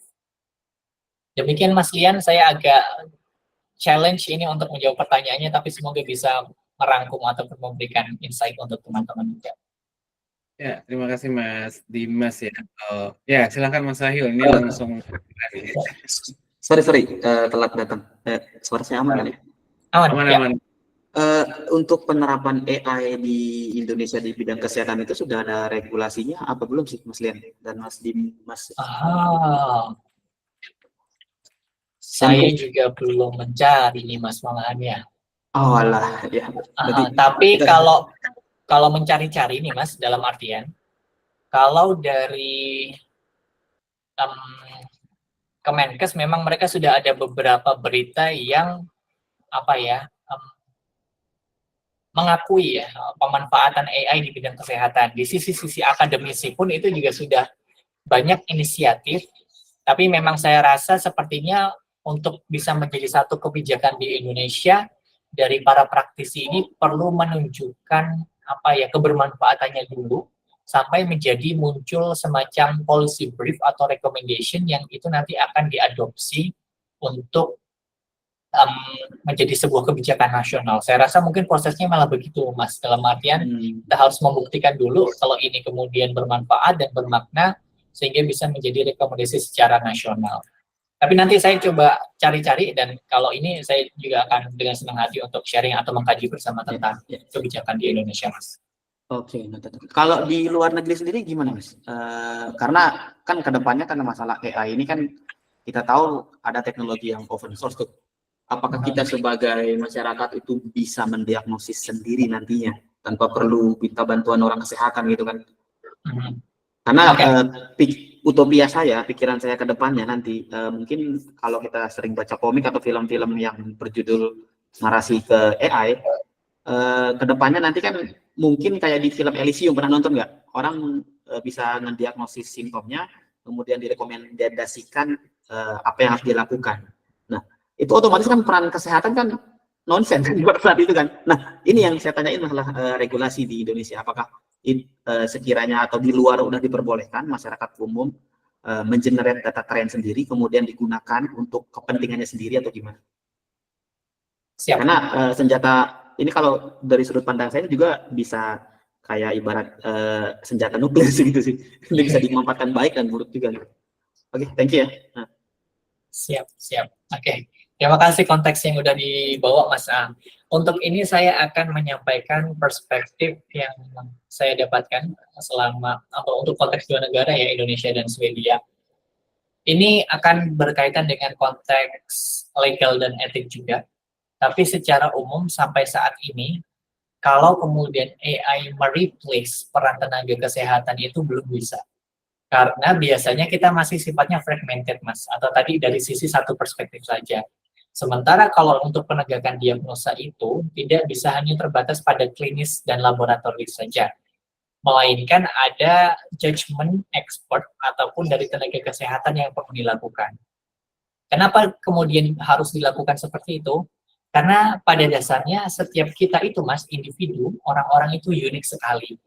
Mas Rahmat dan juga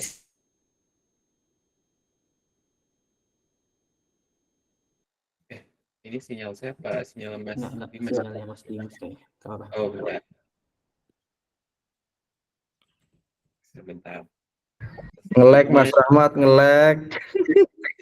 Enggak.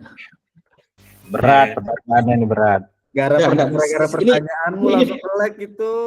Ini pertanyaan yang sebenarnya yang akan dulu kan kalau Mas Dimas bilang butuh tim expert, dulu ada istilah apa namanya Gojek itu tidak bisa menggantikan Gojek pangkalan. Nyatanya sekarang tergantikan kan. Mungkin ya AI ini nanti akan benar-benar mendistruksi nih. Nah, menarik sih untuk pembahasan itu. Kalau dari sisi regulasi sebenarnya kalau di nasional aku agak internasional aku lupa nama sebutannya dia. Dia Ya. ada mention Ya udah ada.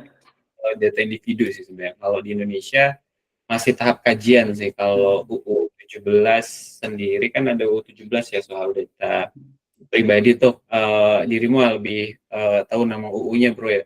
Di situ memang belum secara clear dan penjelasan secara detail ya. So, Ya, karena emang kalau dibilang kesehatan ini agak menakutkan juga. Mungkin Mas Pandi bisa kasih ini ya klarifikasi ya, apa yang saya pikirkan ini bisa benar terjadi nggak Mas Pandi? Harusnya bisa sih. Kalau bisa ini kedengeran suaranya ya? Halo, jelas ya? Jelas. jelas. Jadi Oh, ya. kalau saya juga berpendapat ya, kan seperti tadi sempat dijelaskan bahwa data itu tidak selalu apa ya sifatnya ya, Unik, bisa unik. digunakan training sesuai dengan kondisi situasinya gitu kan. Jadi karena tiap negara, bahasa gampangnya gini, saya teringat dulu teman saya yang dokter dulu, ada saya punya teman satu orang, dia sempat bilang di masa depan seseorang itu akan diobati dengan DNA sesuai dengan kondisi DNA-nya, artinya tiap reaksi obat itu akan berbeda-beda satu orang dengan yang lain gitu, karena kan tiap tubuh manusia itu punya kecenderungan toleransi dan antibodinya itu kompleks banget gitu kan. Jadi ketika misalnya kita bisa mentrain satu wilayah tertentu dengan demografi, dengan tumbuh kembang mereka, itu possible Bang Wahyu untuk bisa terjadi pergantian apa namanya ya, tinggal sekarang apakah ada orang yang melakukan maksudnya punya data nggak tentang riset tersebut? Karena permasalahannya jujur ya, kalau di Indonesia ini data kita itu belum cukup lengkap gitu belum ya. kompleks ya, benar. Belum kompleks, dan ini bisa dibilang kan baru-baru ya, tahun 2018 dimulainya untuk ledakan AI yang sangat besar itu kan sekitar kemarin ini kan. Ya, benar. Jadi di Indonesia ini belum begitu ready untuk data mereka sih Mas Wahyu, tidak. Ya, karena mungkin saya kagetnya pas baca-baca artikel itu di Hong Kong atau enggak di China ya. AI itu sudah bisa mengalahkan dokter untuk melakukan bedah. Benar nggak itu? Nggak tahu itu hoax apa benar ya. Kalau benar sih keterlaluan ini canggihnya. kalau sampai benar ini. Bener itu di film, Mat. Enggak, ada artikelnya loh. Itu terbukti apa ya, mendiagnosis kanker atau apa ya? Belum ini Bloomberg AI Mas. Oh, kalau diagnosa ada, itu dia sampai AI lebih canggih. Dia waktu itu 36 dokter senior itu berhasil dikalahkan sama AI. Iya, itu dia saya baca. Ya, 32 dokter senior itu akurasinya 92%, sedangkan AI itu 96% waktu itu. Artikel diagnosis iya, tapi kalau mengobati belum, Mat. Iya. Ya paham, kan bisa diobati pakai DNA sendiri, tenang Mas.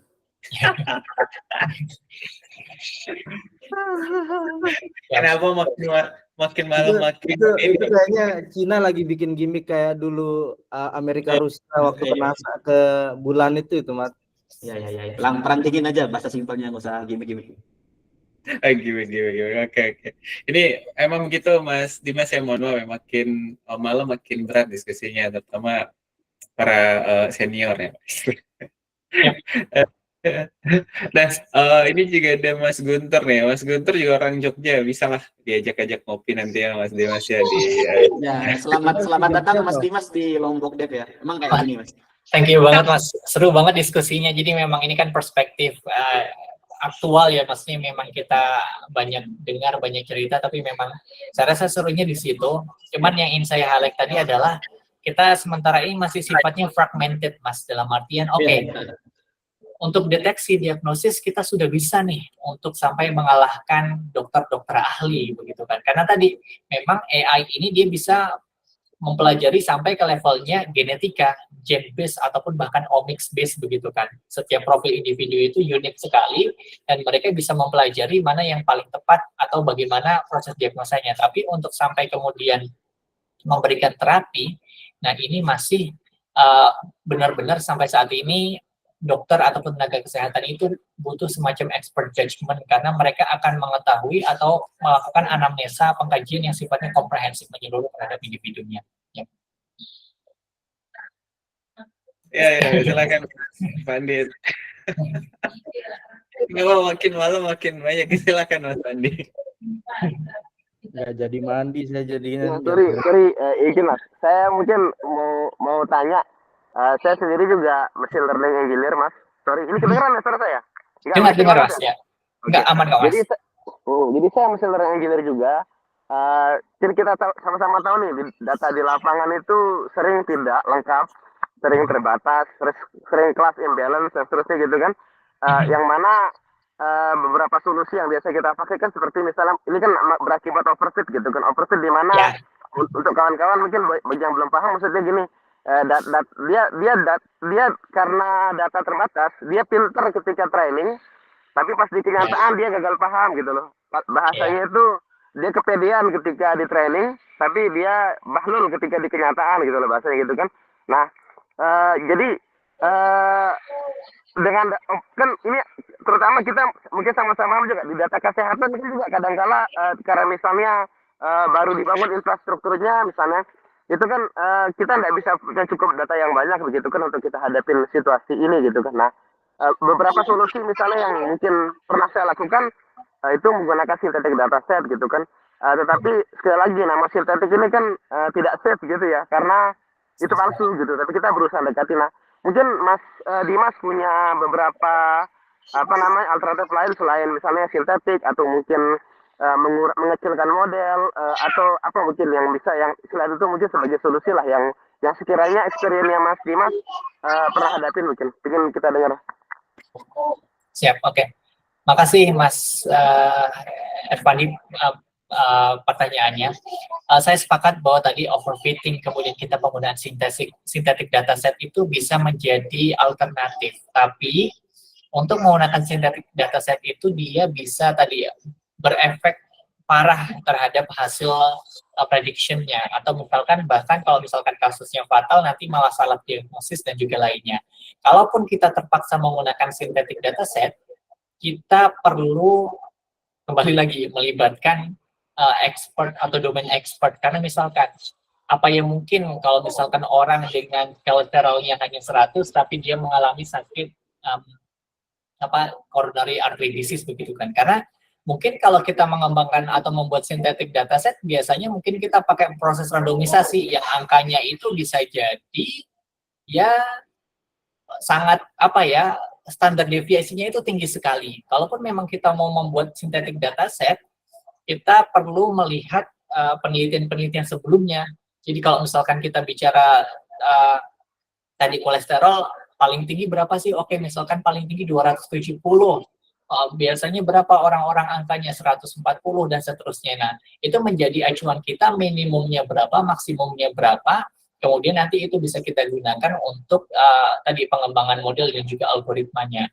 Namun, saya rasa lebih ke sisi praktikalnya. Memang untuk saat ini kita rasa Indonesia belum bisa sejauh itu. Namun kalau tadi dibandingkan konteksnya Swedia, yang mereka sudah melakukan pencatatan individu itu dari abad 18 bahkan, yang mereka mulai punya IMR dari tahun 1990, itu sangat dimungkinkan karena datanya besar sekali dan kita butuh waktu untuk mencapai ke sana. Namun, yang ingin saya sampaikan adalah, saya rasa untuk saat ini, penggunaan AI dan machine learning ini di sisi kesehatan masih sifatnya sebagai pemberi support ataupun pemberi semacam second opinion untuk dokter atau tenaga kesehatan agar berhati-hati ataupun agar mereka menjadi terbantu pekerjaannya lebih cepat, tapi tetap memerlukan proses verifikasi dari sisi human brain-nya, begitu saya rasa Mas Ervandi. Ini yang bisa saya sampaikan mungkin Mas, karena perspektifnya agak kita bisa case by case untuk ini, tapi secara umum pendekatan itu bisa kita lakukan saya rasa Mas. Oke. Berarti memang bisa dibilang kita memang jadi tidak bisa menjadikan dia sebagai replacement gitu Mas. Memang AI di Indonesia khususnya karena kita dari data kita sudah cukup banyak. Begitu juga katakanlah misalnya di data bahasa juga kan. Dan kita berhubungan dengan bahasa, dan lain juga terbatas gitu kan. Tidak seperti yang orang barat yang banyak yang memprosesnya. Jadi kita mungkin ini untuk nutup Mas Lian juga Mas. Jadi tidak bisa replace Mas gitu. Dia hanya posisinya sampai suggestion saja mungkin, yang seperti yang pernah kita bicarakan kemarin di kawan-kawan medis juga mungkin. Terima kasih Mas penjelasannya Mas. Saya hanya ingin mengkonfirmasi apa yang saya temukan dan kawan-kawan juga satu suara atau satu hal yang sama yang kita temukan di Indonesia. Terima kasih Mas. Siap. Thank you Bang. Senang hati Mas Ervandi. Ya, ini memang begitu Mas, makin malam makin banyak pertanyaan. Jadi kita tahan dulu nih. Ini sudah sesi pertanyaan bebas kan ya? Belum. Kasihan Mas Dimas mulai haus nih.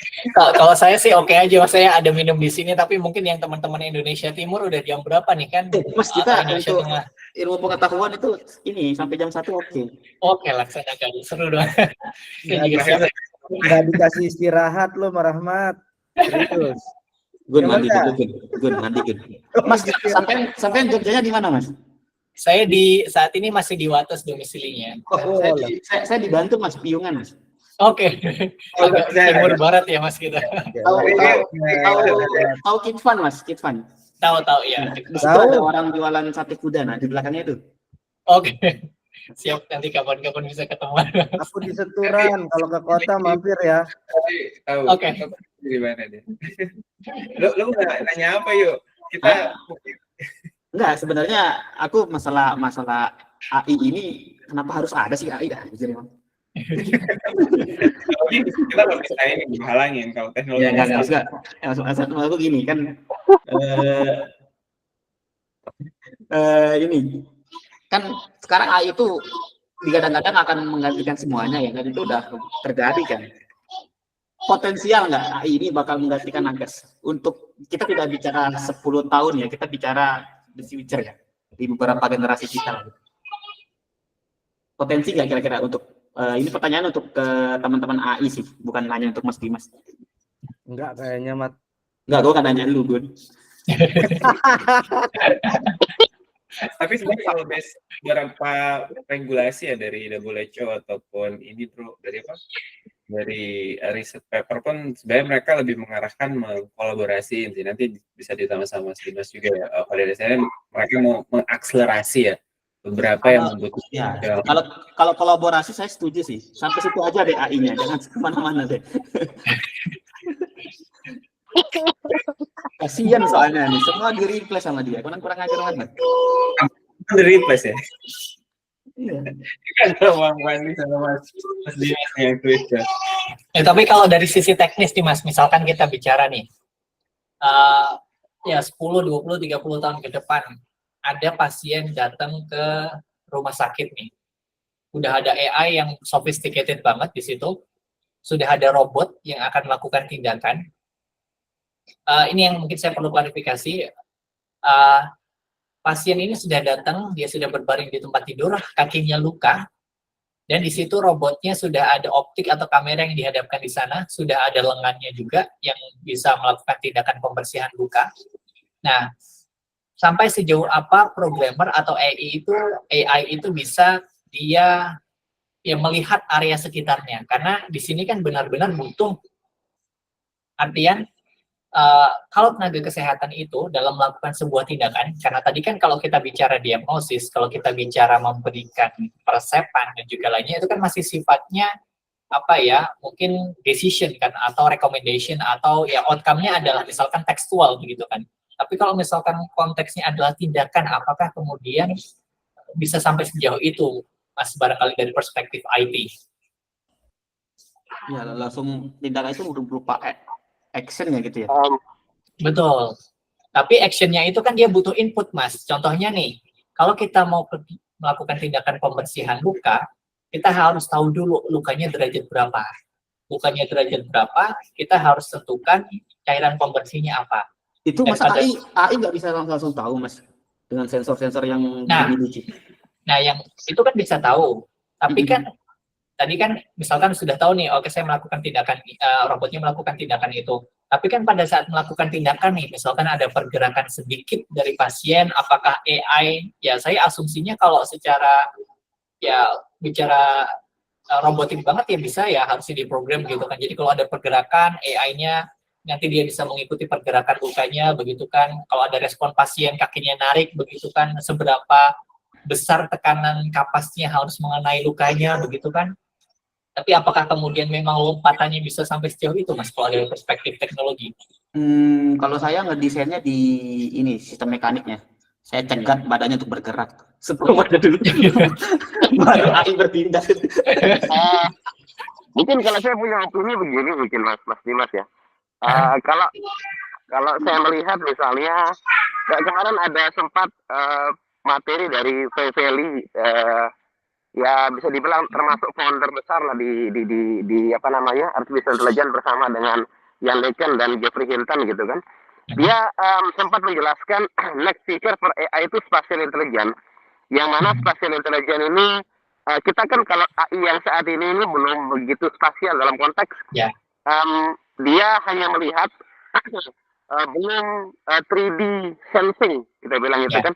Kita itu punya spatial intelligence di mana kita punya pengetahuan itu multimodal, baik dari pengetahuan knowledge dari gambar, sentuhan, dan itu kan itu yang disebut manusia gitu kan. Kita punya pengetahuan itu multidimensi dalam waktu bersamaan. Jadi ada namanya kemudian pengembangan yang mereka sedang siapkan, yang mana memang ada teori juga di dalam konsep robot begitu kan, bahwa itu yang susah buat manusia itu mudah buat robot, itu susah buat robot. Kita punya saraf motorik halus di tangan kita yang terdiri dari mungkin ribuan atau jutaan, ratusan ribu saraf gitu, yang robot tidak punya sensor selengkap itu gitu kan, itu problem kita.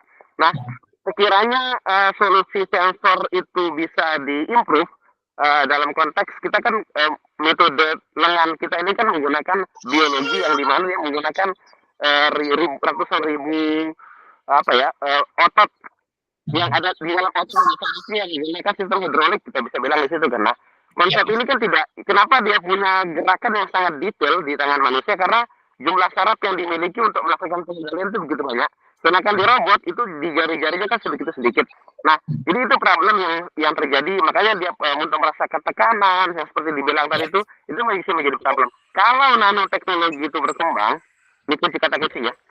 Kalau nanoteknologi itu berkembang, kemudian setelah nanoteknologi berkembang, kemudian bersamaan dengan itu ada improvement di bidang hardware, bersamaan dengan itu spatial intelligence ini berkembang seperti disampaikan Feli yang diseminarkan kemarin. Begitu juga kalau sudah sampai brain transformer ini bisa berfungsi sampai apa ya bisa dibilang gimana bahasanya, 3 titik saya bilang, nanoteknologinya, kemudian sensor development, kemudian spatial intelligence sudah sampai kita, kemudian transformer itu sudah bisa react ya, ada kata terbaru dia bisa bereaksi dengan tepat dan dikombin dengan reinforcement learning, mungkin possible next future itu ada kemungkinan itu bisa terjadi. Jadi ada posibilitas untuk itu secara optimistik, tetapi secara pesimistik tadi kalau misalnya satu faktor untuk dunia nyata itu kan adalah IoT nih. Kalau teknologi di bidang untuk machinery atau mekaniknya ini belum bisa mampu menyanyi struktur apa yang di tubuh manusia, saya rasa akan cukup susah walaupun punya otak begitu canggih, tapi daya kontrol ke dunia nyata ini yang lemah karena dia nggak punya sejumlah syarat yang dimiliki manusia untuk melakukan kontrol terhadap benda. Mungkin Saya ada ide menarik Mas Fandi. Lanjut Mas Fandi. mungkin yang possible itu ya cyborg yang di kemudian hari kalau memang mau disatukan. Jadi kalau cyborg itu possible untuk bisa dilakukan. Artinya orang-orang yang sudah mengalami misalnya permasalahan otak ataupun gangguan dan berpenyakit itu bisa diimplan Neuralink oleh ya si Mas Elon punya gitu kan. Ya, Seperti itu. Jadi saya ada ide Mas Fandi itu tuh konsep mungkin ide saya. menanggulangi agar manusia itu bisa disembuhkan sama robot dan agar meminimalisir geraknya ini. Gimana tuh Mas? Kan kita pakai regulasi aja. Kan dokter kalau mengoperasi pasien dibius kan, agar pasien nggak kesakitan, nggak ngeberontak kan. Kenapa AI nggak boleh pakai itu? Harusnya dibikin regulasi kalau you mau disembuhkan sama robotik dan AI, lu harus dibius dulu gitu. Ya, itu benturannya di aspek moral etiknya tadi Mas, karena Nah, itu aspek tindakan etik, yang iya, karena Enggak, dalam artian maksudnya gini. Itu dalam case situasi tertentu ya, ketika tenaga nakes tidak bisa menanggulangi sebanyak mungkin pasien.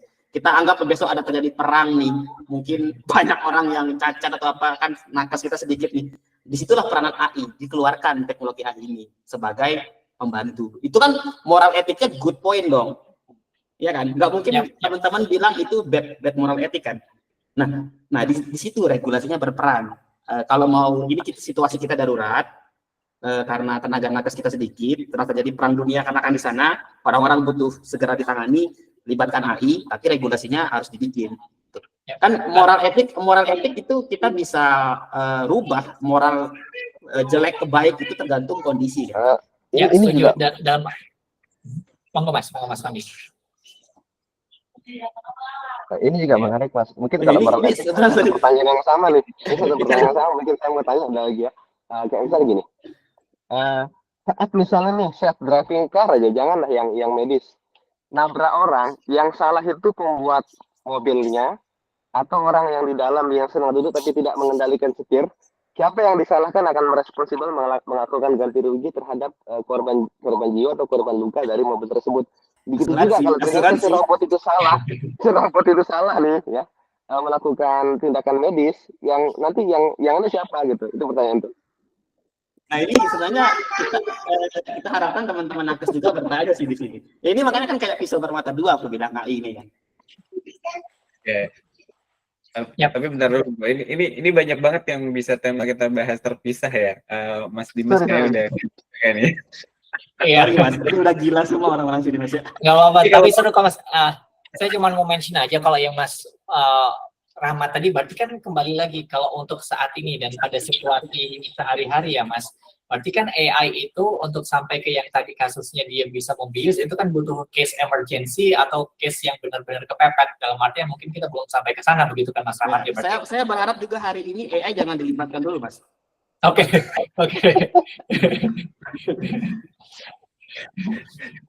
Soalnya sekarang AI juga udah bisa nyanyi Mas, jadi orang penyanyi ganti sama AI. Ya kalau bisa di stop dulu deh.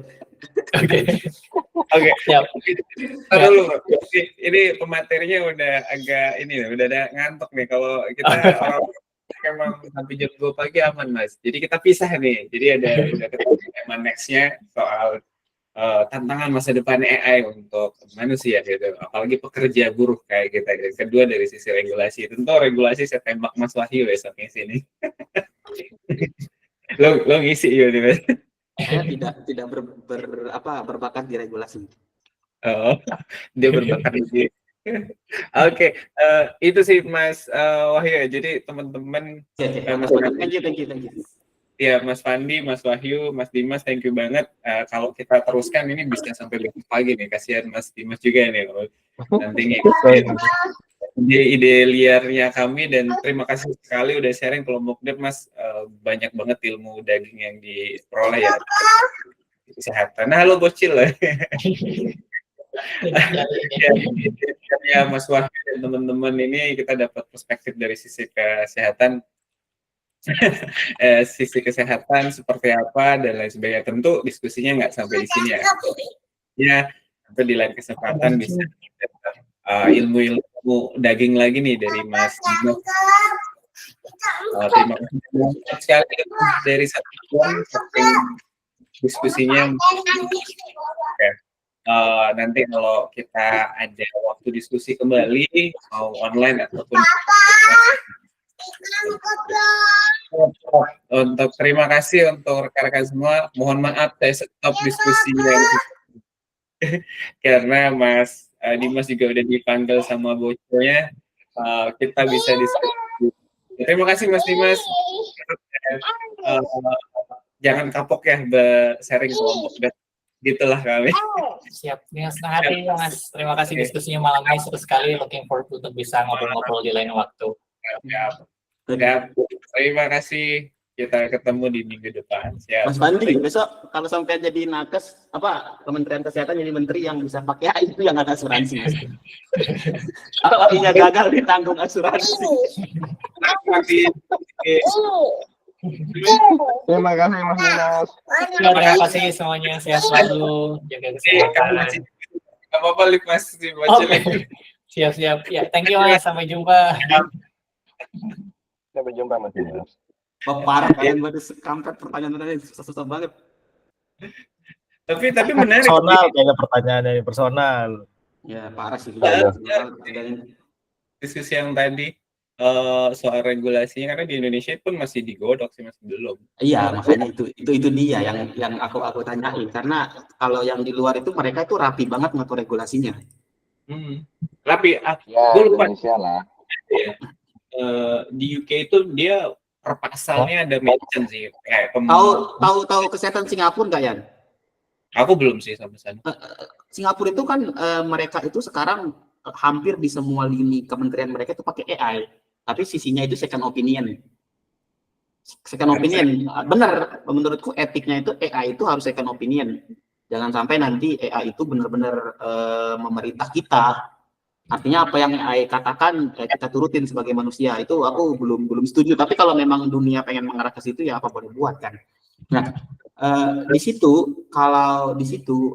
sekarang itu rata-rata, dan ada beberapa case di Singapura itu kalau mereka pengen melakukan pengecekan kesehatan, mereka itu diagnosa terlebih dahulu ke AI, hasil diagnosa AI dikasih ke dokternya.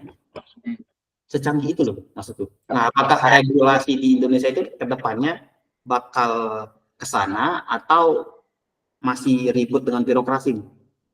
Kalau gue lihat sih pasti akan ribut dengan birokrasi dulu sih. Ya, karena gini, rekam medis mereka itu di Singapura sudah pakai blockchain. Wow.